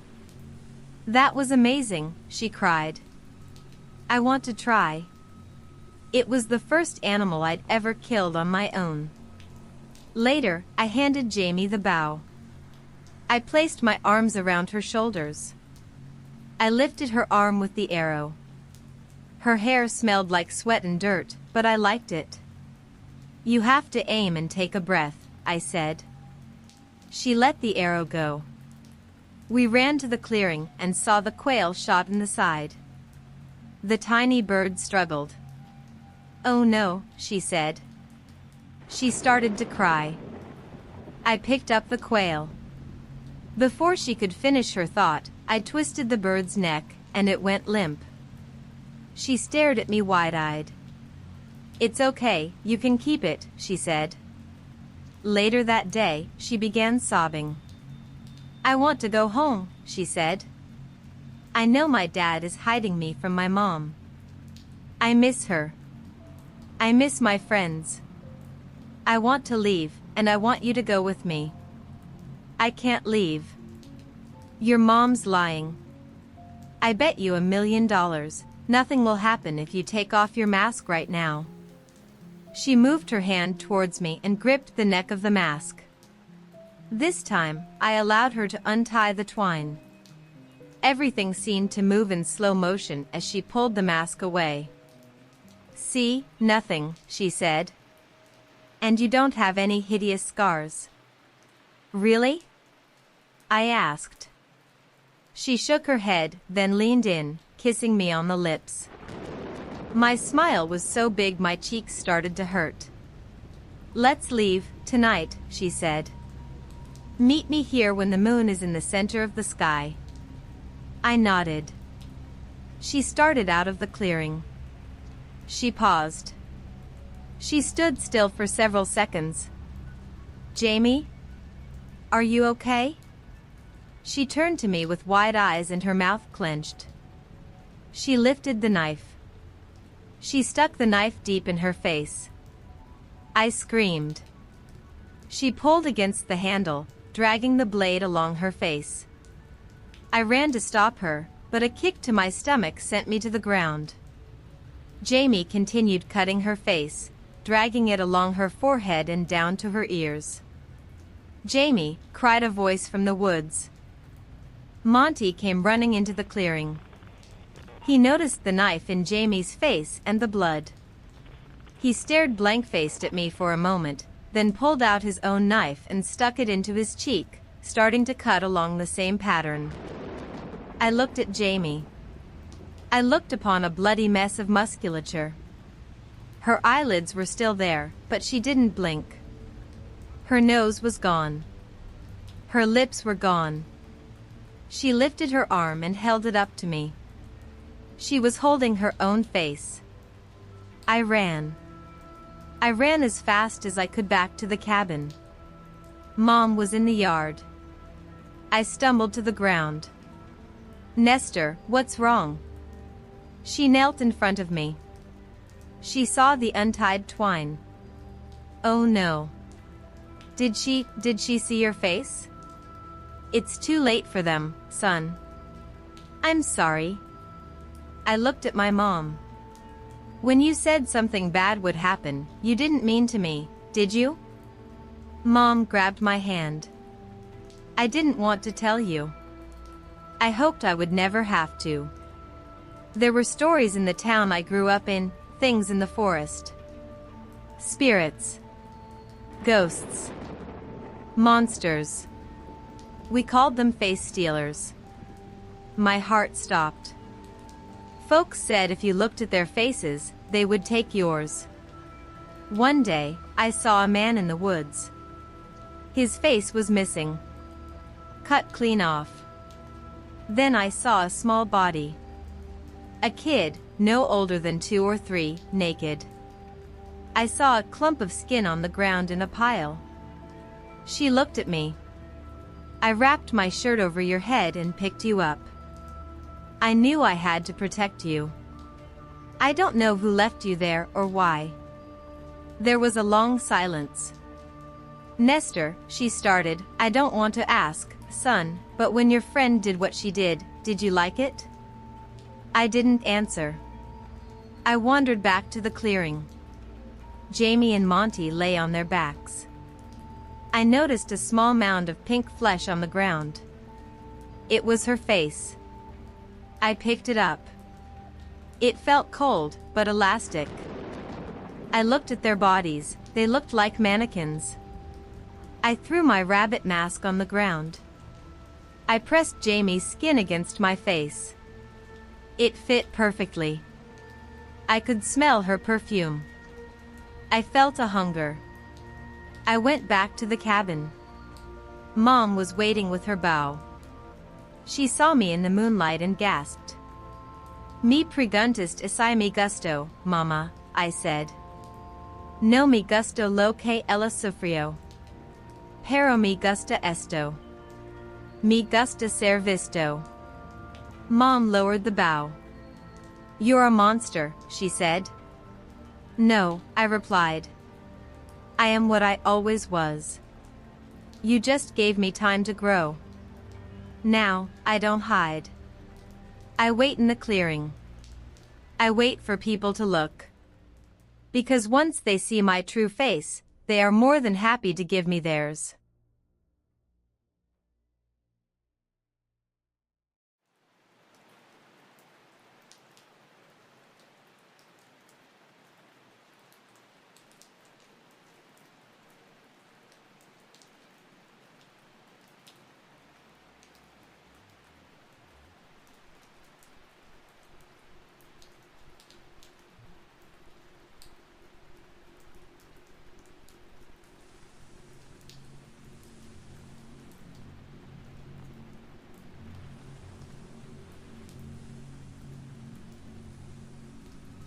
Often, I've seen these TV shows and movies depict the devil using a pentagram or an upside-down cross as his symbol, but in reality, it's nothing like that.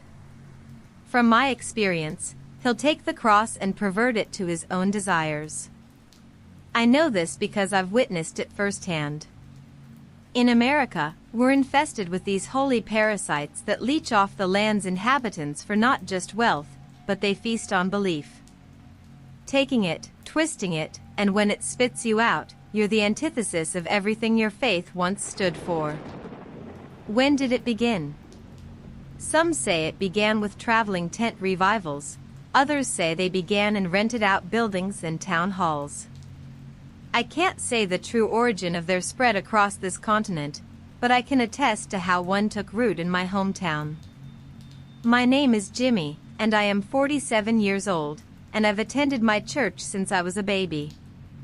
It was always a regular part of my life, and I had enjoyed every second of it. I gained knowledge, wisdom, helped my community with charity, and I've also gained many lifelong friends. In recent years, it dwindled in popularity due to the town's growing callousness. We'd welcome folks of any race or sexual orientation. That may not sound so controversial in a big city, but in a rural town like our own, it was looked down upon. Our crusade to welcome everyone and love our neighbor has been met with hatred and resentment. But no one said that following Christ's teachings would be easy, even in the face of those who claim to know him. We stuck to our guns, and no matter the risk, because that was our profession. Of course, I say all this, and I'm not even technically part of the ministry. I'm just the caretaker of the church. One day, while I was mowing the grass out front, a fancy car drove up to the church. I don't know the type of car, I'm not a car person per se. Two men in dark shirts with pistols holstered at their sides exited the vehicle, looking around at the environment and then to me. I stopped mowing and waved at them. They did not wave back. One of them said something to the other, and then a third man came from the vehicle. From the back seat, I saw a man, or what was shaped as a man, stagger from the vehicle. He wore a clean navy blue suit with a matching tie. Upon his wrist was a golden Rolex, and he had a ring for every finger. When I saw his face, I knew that he had work done. His skin was pulled back so tight that it looked as if it were made of wax. His eyebrows were pulled up in a perpetual expression of surprise, but the worst part was the teeth. Bleached white, big, and all of them were the same shape. They sat in the gray gums like someone shoved ivory in old gum that had been stuck underneath someone's shoe. His eyes were wide as he looked around at the town, and then he gazed at the church. The eyes grew bigger, looking like they were going to bulge outwards. "Gorgeous," he said, "utterly gorgeous." I waved at him, and he snapped to my direction. "Hello." "Why hello to you, too." He approached me with janky steps, and the security followed him. He extended his hand, and it was a sea of wrinkles and spots, but I took it anyway. His grip was stronger than I expected. He pulled me in close. "My name is William Wyrm, boy. This is one beautiful church you got here." "Thanks, I help maintain it. If you want people to come, you gotta make it look pretty." "That's right." He cleared his throat and straightened himself. His tone got slightly more serious as he asked, "Is the pastor here at this time?" "Unfortunately, he's out right now, but I can give him your number if you want." He grabbed a card from his shirt pocket. There was only the symbol of a golden cross on one side and his number on the back. After he gave it to me, he looked at our church again and sighed. He walked up to the side of it, feeling the old brick and admiring the stained glass windows. "How old is it?" "I think we're celebrating 125 years this Easter, I believe." He turned to me and smiled, his stretched face working against his expression. He nodded and then asked, "What's the inside like?" "I'd love to see it." I had this dark feeling in my gut. It wasn't just his appearance, but there was a menace behind his words that I couldn't describe. I wanted to tell him no so badly, but who was I to turn down this man? So I let him and his men in to look around. He looked at the floors and ceiling of our sanctuary, which was plain but elegant in its simplicity. It was made for endurance, not decadence. "What woods is this, boy?" He spat. "American chestnut, I believe. A lot of the older ones usually are." He mumbled. I asked, "Say again?" "Oh, I was just saying it's a very fine wood. Shame they don't make them anymore." "Sure. Well, I've seen all I wanted. I guess I'll linger until Sunday. Get to introducing myself personally." And then he was gone, drove back to whatever hotel he was renting nearby, and I didn't see him again until Sunday morning. I gave our pastor his card, and he said he'd look into it another time. That Sunday, I saw him sitting in the back pews. He was the first to enter the church. As our regulars walked in, they were met with a scowling stare from the man in the back. Behind his eyes were malice and judgment, all without saying a single word. Once everyone was in, church began, songs were sung, and the lesson was taught. Everyone talked afterwards to each other, but Wyrm just sat back there, just watching, and waiting for everyone to clear out. I didn't like him, but I couldn't say that in a church. This was a place to welcome, not to expel. Yet, maybe it was best if I had. Once the last person was out, our pastor, let's call him Ted, for the sake of anonymity, walked to the back and talked with WYRM. And for the first time all morning, he smiled and flashed his grotesquely fake grin.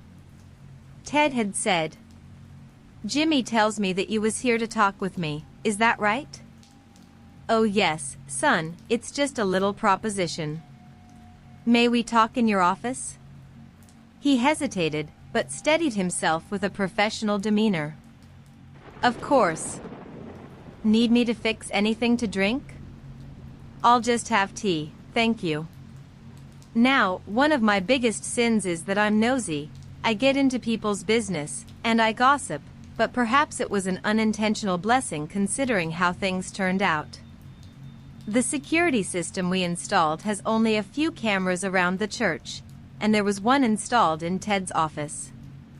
I can access them on my laptop, so I went into the men's bathroom and put in my earphones to listen to the conversation. It started out harmless, chatting about the church's history and about how pretty it stayed after all these years. Then the conversation turned to theology, and it turned ugly. WYRM and Ted traded blows with Scripture. Ted was for the inclusion and brotherhood of Christ, while WYRM said that he polluted the blood of God's army. This went on for so long that I almost thought of shutting down the laptop and calling it a day, but then, out of the blue, WYRM says, "You've got a small flock, Ted. Are you gonna pander to the select few sinners who don't change their nature? These vile demons that infest our faith with their so-called progressive ways? You're not saving them, you're enabling them. Cast them out, and a new flock will come." I thought Ted, the strong man of faith I knew, would shut this shit down and tell him to leave, but he just sat there, looking defeated and staring into his cup of tea. He mumbled out, I try to turn the other cheek. That time is over. That weak passage has enabled so many to take advantage of our faith. I'll tell you what we need." He balled up his old, wrinkled hand into a white-knuckled fist. This is the only thing that folks listen to now. I'm not a violent man. Neither am I. But these sheep? Our flock? They can be. All you have to do is play dumb when they go a little too far every now and then. But they work our will regardless. What should I do? WYRM laid a hand on Ted's shoulder. His back was to the camera, but I could feel his smile. "I can transform this place into the battleground we need. Give you power, true power, Ted. Imagine it.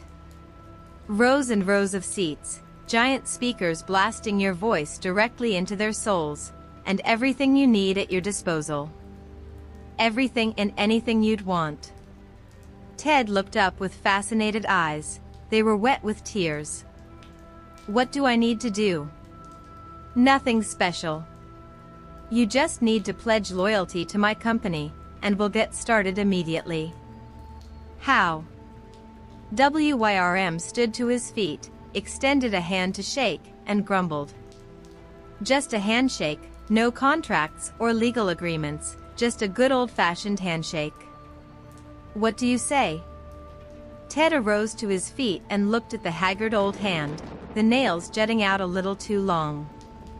But regardless of the warning signs, after the verbal and theological beating he took, Ted betrayed his own faith with a simple handshake. I could hear a low chittering sound, and was disgusted to find out that this was how WYRM laughed. The sound made my skin crawl and my stomach turn, but that was nothing compared to what happened next. WYRM gave Ted his cup and said, "Go get us more tea, son. We've got arrangements to make, and I can't talk with my throat all dry like this." Ted exited the room, and that's when WYRM turned to face the camera. He locked eyes with it, and there was something different about him now. His eyes were those of a goat, slanted pupils with yellowed irises. He smiled to the camera, held the hand that he used to shake Ted's, and licked his palm with a satisfied moan. My heart froze, and it felt like every vein in my body was full of ice. Out of instinct, I slammed the laptop shut and bolted from the church. I didn't hear from Ted all week. There wasn't even a Wednesday service that week, and for a moment, I had hoped that what I'd witnessed was nothing more than a fever dream or perhaps an intense psychological break. But that Sunday, I was reminded all too much that what I witnessed was real. Within the church, there were cameras set up all around the sanctuary. Men worked to get their shots lined up and tested the audio as folks strolled in for what they thought was going to be a regular service. We didn't see Ted until he approached the pulpit, and his appearance had undergone a change in such a short time. His hair was styled and greased with hair gel. His teeth were bleached so white that they looked alien, and for the first time in his ministry, he traded his plain Sunday clothing for a lavish two-piece suit with golden cufflinks. I've got a lot to get off my chest this morning. He unleashed a tidal wave of hatred, racism, homophobia, sexism, transphobia, and many other obscenities on those in attendance. He laid out his biblical plan, his reinvention of how to perfect and purify his church. His church. With every person who walked out, every person who was shunned from God's house, Ted took this as a grand spiritual victory. With every venomous word he spewed, the regulars who'd called this church home dispersed in silence until there was just me. After he finished his sermon, he called to me, asking if I'd like to confess to Christ and accept him, but I said, I was already saved here, Ted. But that was the church of old, he said, the church of sinners and cowards. Cowards? I said, approaching him, I'll tell you something about cowards. A true man of faith doesn't sell out his beliefs for power. I was face to face with him, and I didn't recognize him anymore. This was not the kind-hearted preacher who'd given sermons on kindness and love. I saw a man with manic hatred and lust for power. I leaned in and whispered the last words I'd ever say to him. You're a fucking coward. Ted was flabbergasted at my words at first, but as I left, I heard him spin this towards his narrative, and said, It is finished. This church, for the first time in decades, is cleansed. In the following days, I'd be fired as caretaker of the church, and that following Sunday, I saw crowds flock to the church in droves. These new members were the same folks who sent us death threats and defaced our church with graffiti, but now that Ted caters to the hatred and fear-mongering they'd always wanted to hear. Months passed, and I was given papers and a cash settlement to relocate myself. Good old eminent domain. And for what, you may ask? Why expand Ted's church? Well, he couldn't settle for a humble medium-sized church that housed dozens, so he had it demolished. All of the history and memories were destroyed with it. In its place would be a mega church quadruple the size, taking up nearly a third of the town. It was labeled by Ted himself as a Colosseum of the Faithful. I live 4 counties away now, and from what I gathered, Ted is now married to a woman a third of his age, and they're expecting their first child soon. Just recently, the town I used to call home has been consumed whole by the mega church. It no longer exists. No houses, no businesses, and there aren't even any fucking trees. Just a vast parking lot and the gigantic mega church standing there like a monolithic perversion of God. From what I gather, it's not alone either. These holy parasites are growing and spreading all over the land. They sit embedded into the earth like great concrete ticks, siphoning the faith and kindness of good people and replacing it with vitriolic hatred and fear.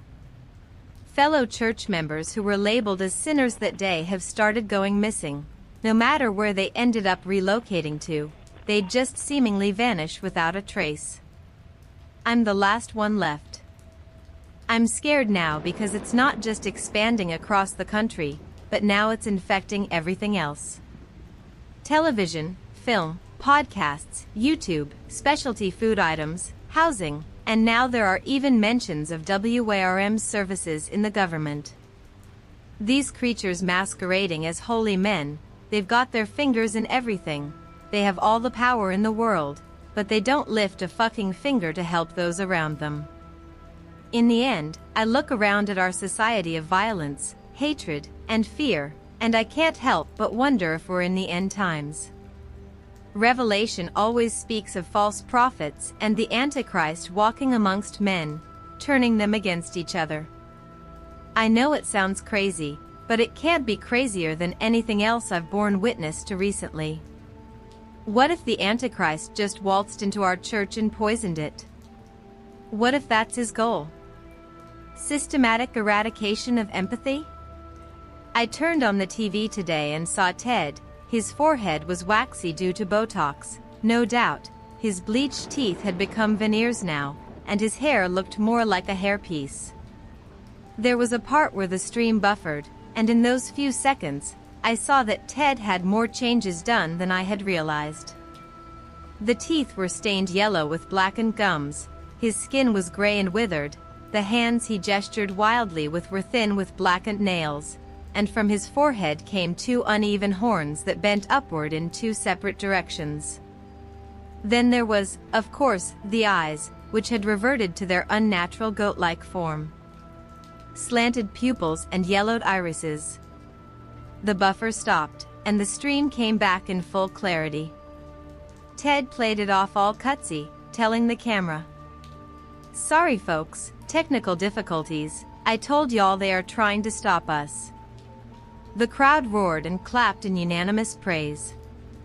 I've decided to leave, and I sincerely hope I can make it out of this country in one piece. I hope that writing all of this down changes something, but I don't know anymore. I've saved up my money and plan to move to Ireland. Evidently, I had family there, and I guess that's enough for me. My home is gone, my town is gone, the church friends are gone, but my faith remains. Maybe that's all I need.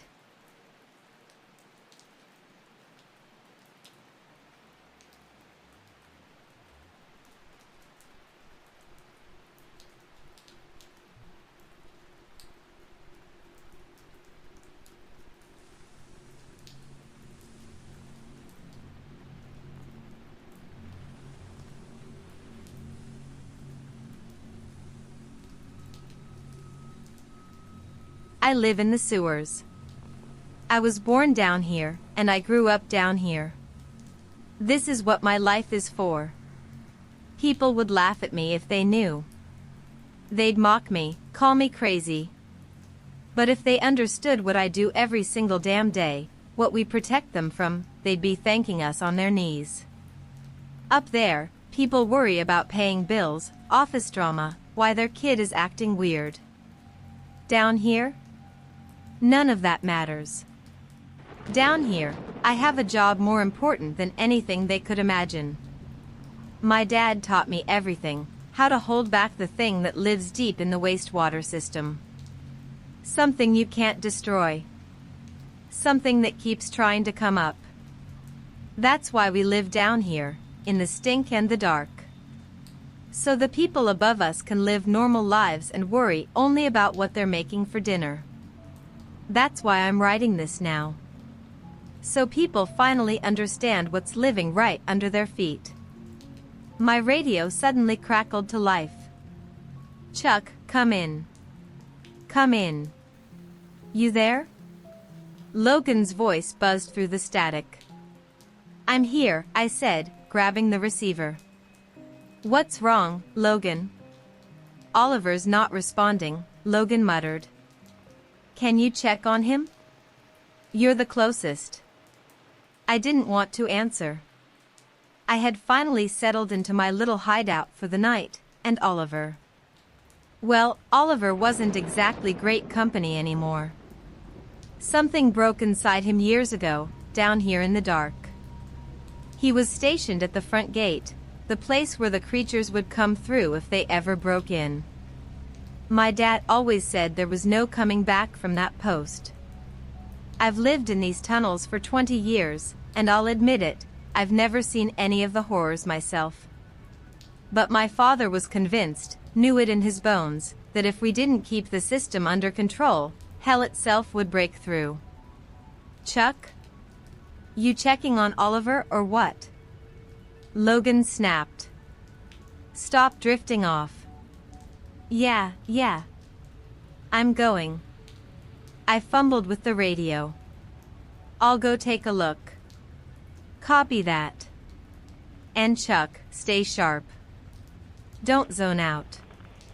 Got it, Logan. I rolled my eyes, even though he couldn't see it. Copy. Over and out. The radio went quiet again. I let out a long breath. Oliver was at least a 2-hour walk from here. And today? I really didn't feel like going anywhere near him. My father trained me well for this sewer life. I knew exactly how to get to Oliver without wading through waist-deep filth. And there was one rule he drilled into me more than anything else: never go anywhere unarmed. He had this old shotgun he carried everywhere. When he died, it became mine. Same cracked leather strap, same weight on my shoulder, same lingering smell of oil and mold. He died young, only 53. The sewers don't treat people kindly. The stench, yeah, that part never gets easier. It's the kind of smell that curls your stomach and sticks to your clothes for days. But I got used to it. Patrolling was the boring part. I knew every turn by heart, which bulbs were burned out, where the concrete got slippery, where you had no choice but to step into knee-deep muck. That was when the mind wandered. I always found myself thinking about the things my father feared so much. Wondering if they were real. Wondering what my life would look like up there, in the so-called real world. Where you go grocery shopping, come home, watch TV, complain about your boss. I couldn't imagine it. Then something splashed. Hard. A deep, heavy splash that echoed through the tunnels. I froze. Brought the shotgun up, switched on my flashlight. The surface of the water rippled for long seconds, as if something huge had just moved below it, but the beam showed nothing. I couldn't stay there. If you linger too long in one spot, the dark starts paying attention to you. Or whatever lives inside it does. I had to get to Oliver. That was my job. Oliver, come in. You there? I tried the radio as I picked up my pace. Oliver? Do you copy? Nothing.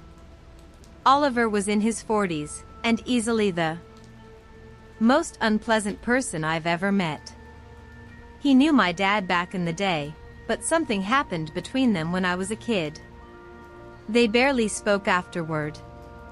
And Oliver, he felt too at home down here. More than anyone should. I never liked him. But that didn't matter now.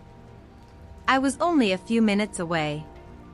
I knew exactly where his hideout was, straight down the long dark corridor, past the runoff pipe, then right, all the way to the heavy steel gate.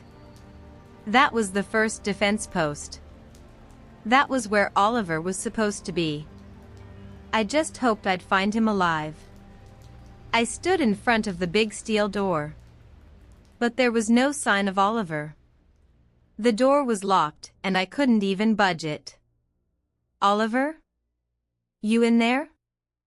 I knocked hard. Hello? Nothing. The sewers were silent except for the distant trickle of water somewhere behind me. To my right, the way I'd come, the overhead bulbs flickered along the corridor, casting shaky light on the red route markers painted on the damp, mossy walls. To my left was only darkness. The part of the system no one ever went into. the place danger came from. As I stared into that black stretch of tunnel, something moved. Slowly. Heavily. Like a massively overweight man struggling to put one foot in front of the other. Hey! Who's there? I raised the shotgun and aimed my flashlight into the dark. I didn't get a chance to see. Something grabbed me from behind. A strong arm clamped over my mouth. Cold metal pressed against the side of my neck. "Shut up," a man hissed. "Unless you want them to hear you." I froze. The voice was familiar. I managed a tiny nod. A metallic click sounded, and the heavy steel door swung open.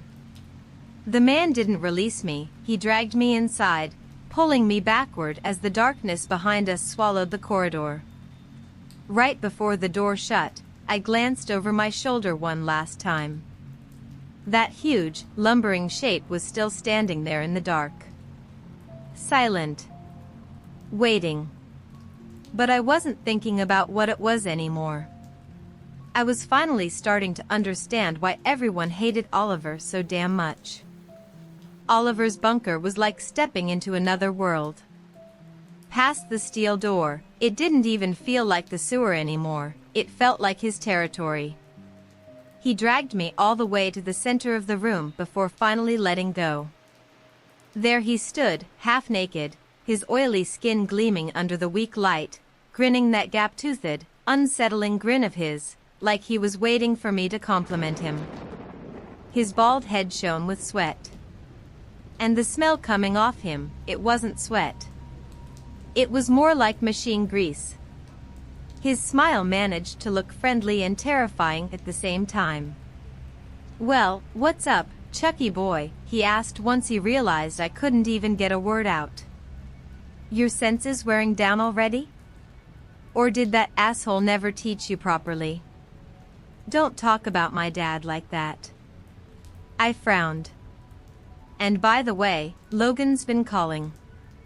Why aren't you answering him?" "Ah." Oliver waved a hand dismissively, rummaging through a pile of tangled cables. "Logan's just a self-important prick." "Oliver," I sighed. "He's at the sluice gates. If you don't check in, he's going to trigger a lockdown. We'll both be sealed in this tunnel." Oliver looked at me. Not confused.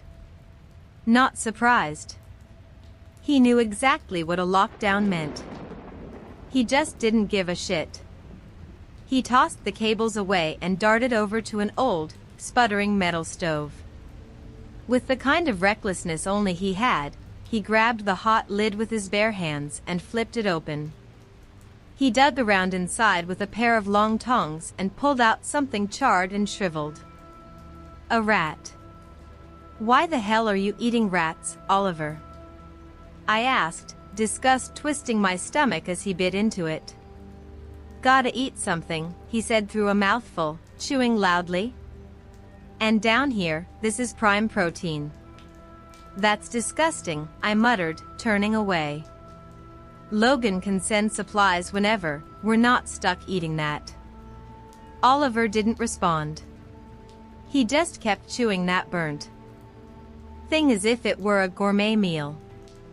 I shook my head, waiting for him to finish. But he never got the chance.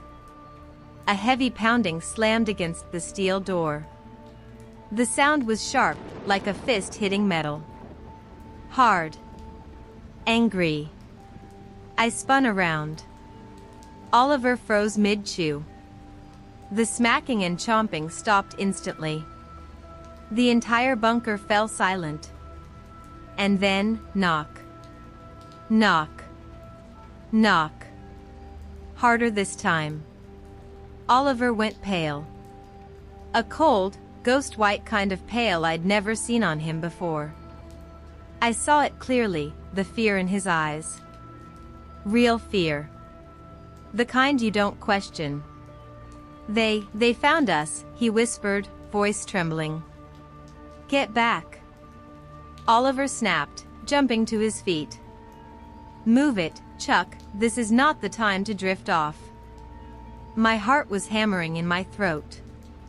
I shot up, gripping the shotgun tight, staring at the steel door as it shook harder and harder. "Go!" Oliver barked, yanking me backward. "Run." "Okay." I didn't think. I just turned and sprinted down the rear corridor. I knew this wasn't a drill. My whole life, my dad trained me for this exact moment. And still, I was running. Then I heard it, Oliver's footsteps behind me, followed by his shout, "Run! Move!" I bolted through the damp tunnel, pipes rattling along the walls, light flickering overhead. A half-lit storage room flashed by, and then, bam! I slammed into another heavy steel door, almost knocking myself flat. Oliver was a few yards behind me, his headlamp wobbling wildly as he ran. "Oliver! How the hell does this open?" I yelled, yanking at the handle. It didn't budge. "Move, kid," he shouted, shoving me aside. He started pounding on a tiny switch next to the frame, slapping it over and over like he was trying to wake up a stubborn doorbell. The door didn't even twitch. He kept hitting it, glancing back every other second. I finally turned to, shotgun tied against my shoulder.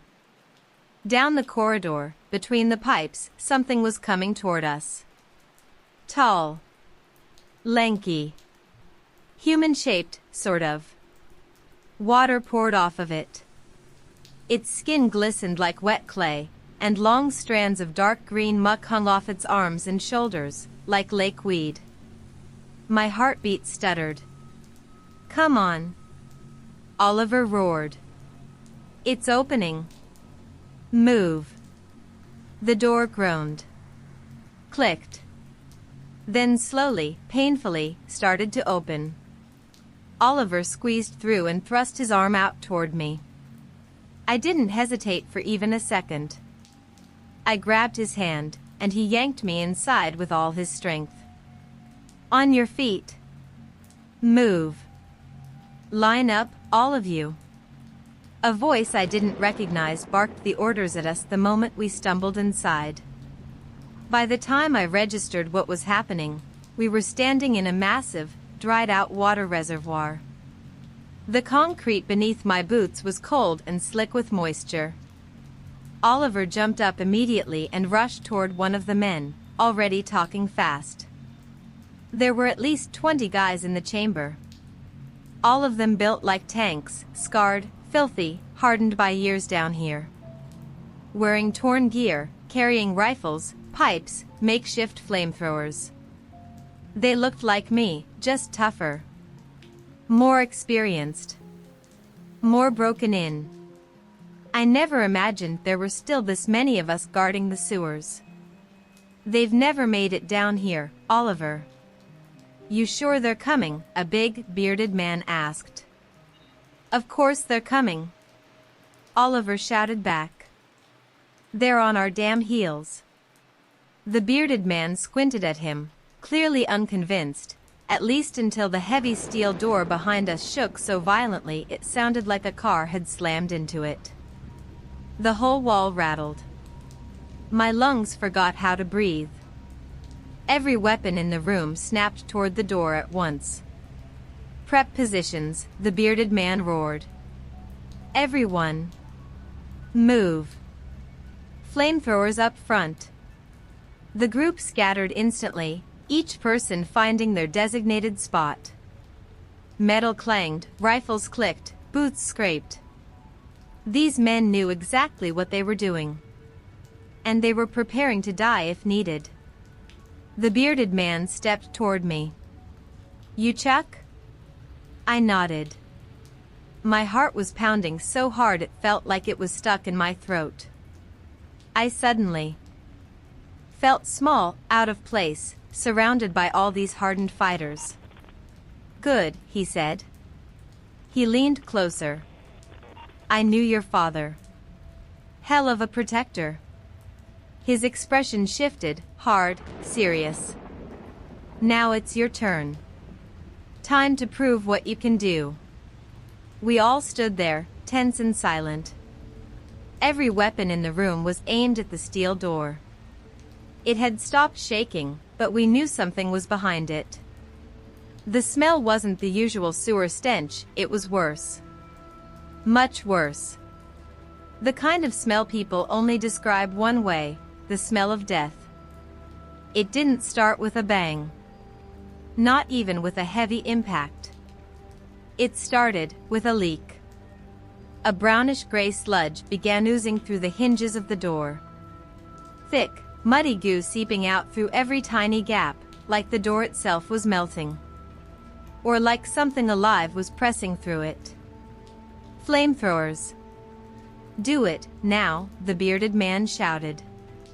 Two of the sewer guards immediately fired up their makeshift flamethrowers. I heard the gas tanks scream, the pipes rattle as they heated up, and then a torrent of fire blasted out. The flames washed across the steel door. The metal hissed under the heat, and from the other side, something started to scream.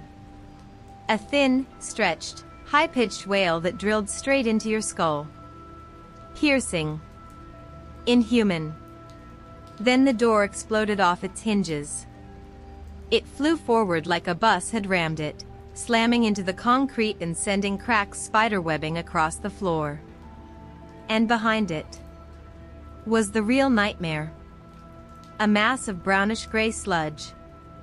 Not a creature, not a shape, just a colossal, pulsing mound of living mud that filled the entire hallway. And then, slowly, inevitably, it began to pour into the chamber. The flamethrowers shrieked as they pushed out more heat. Everybody pulled their trigger.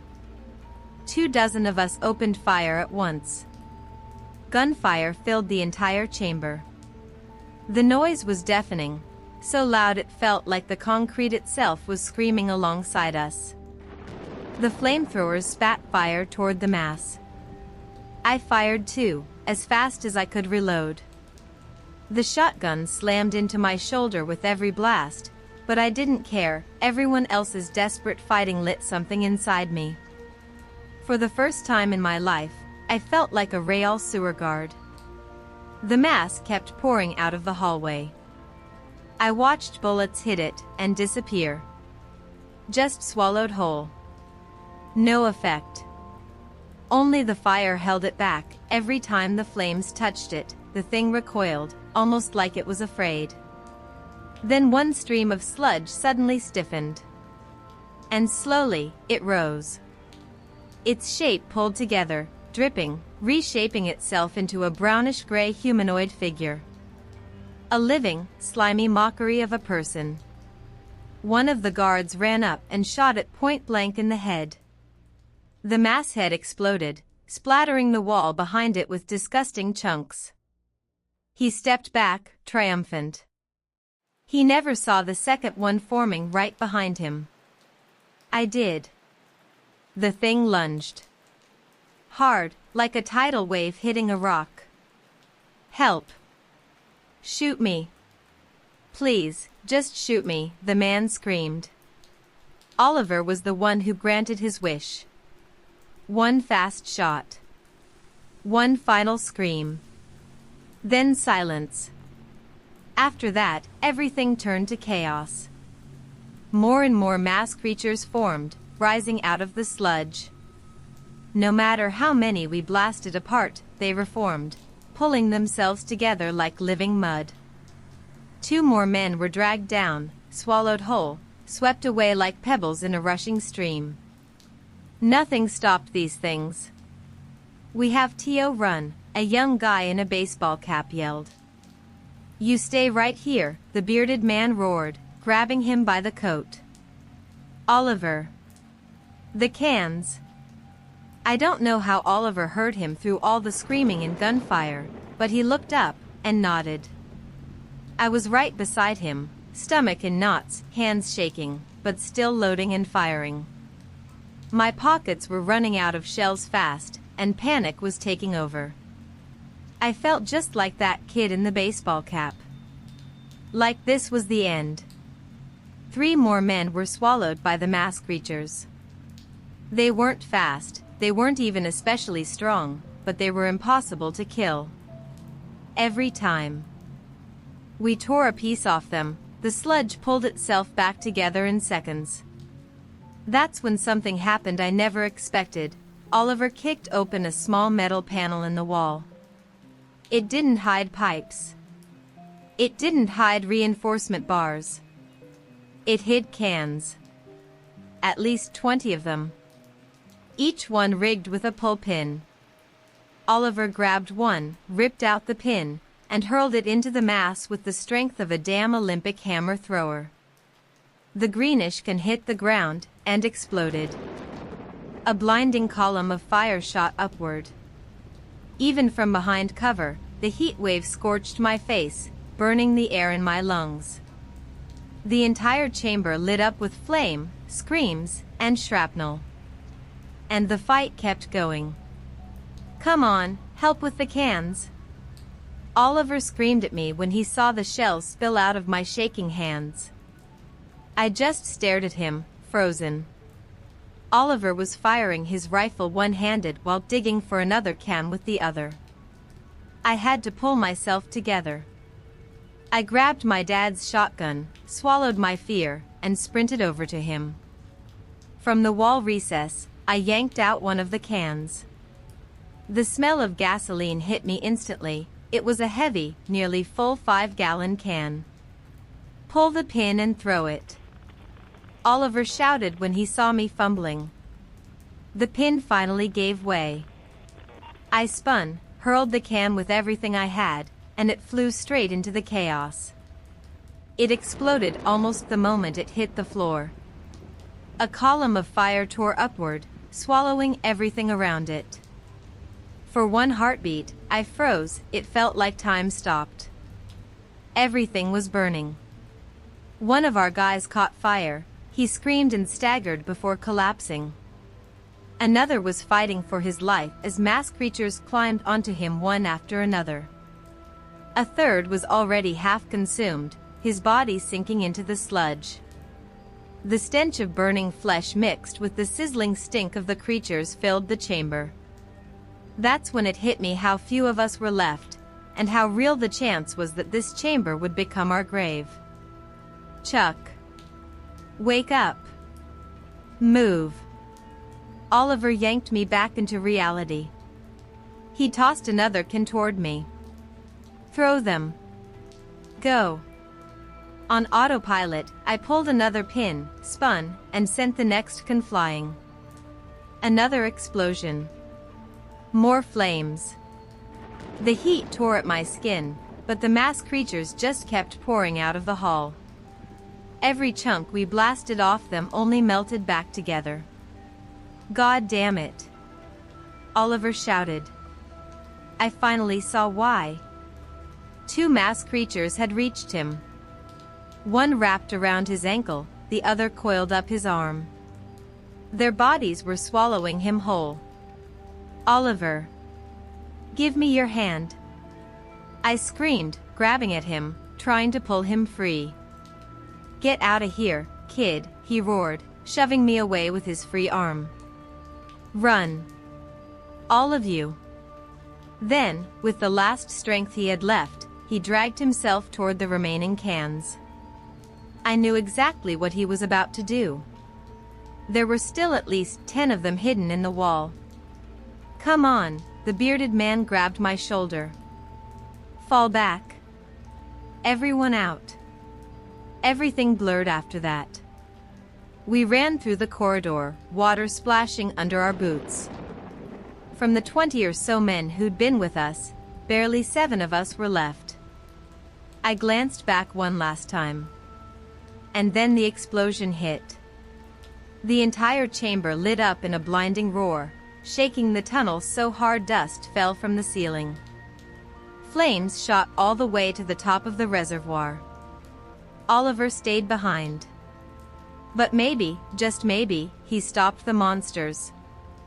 I sat on the edge of the cold concrete.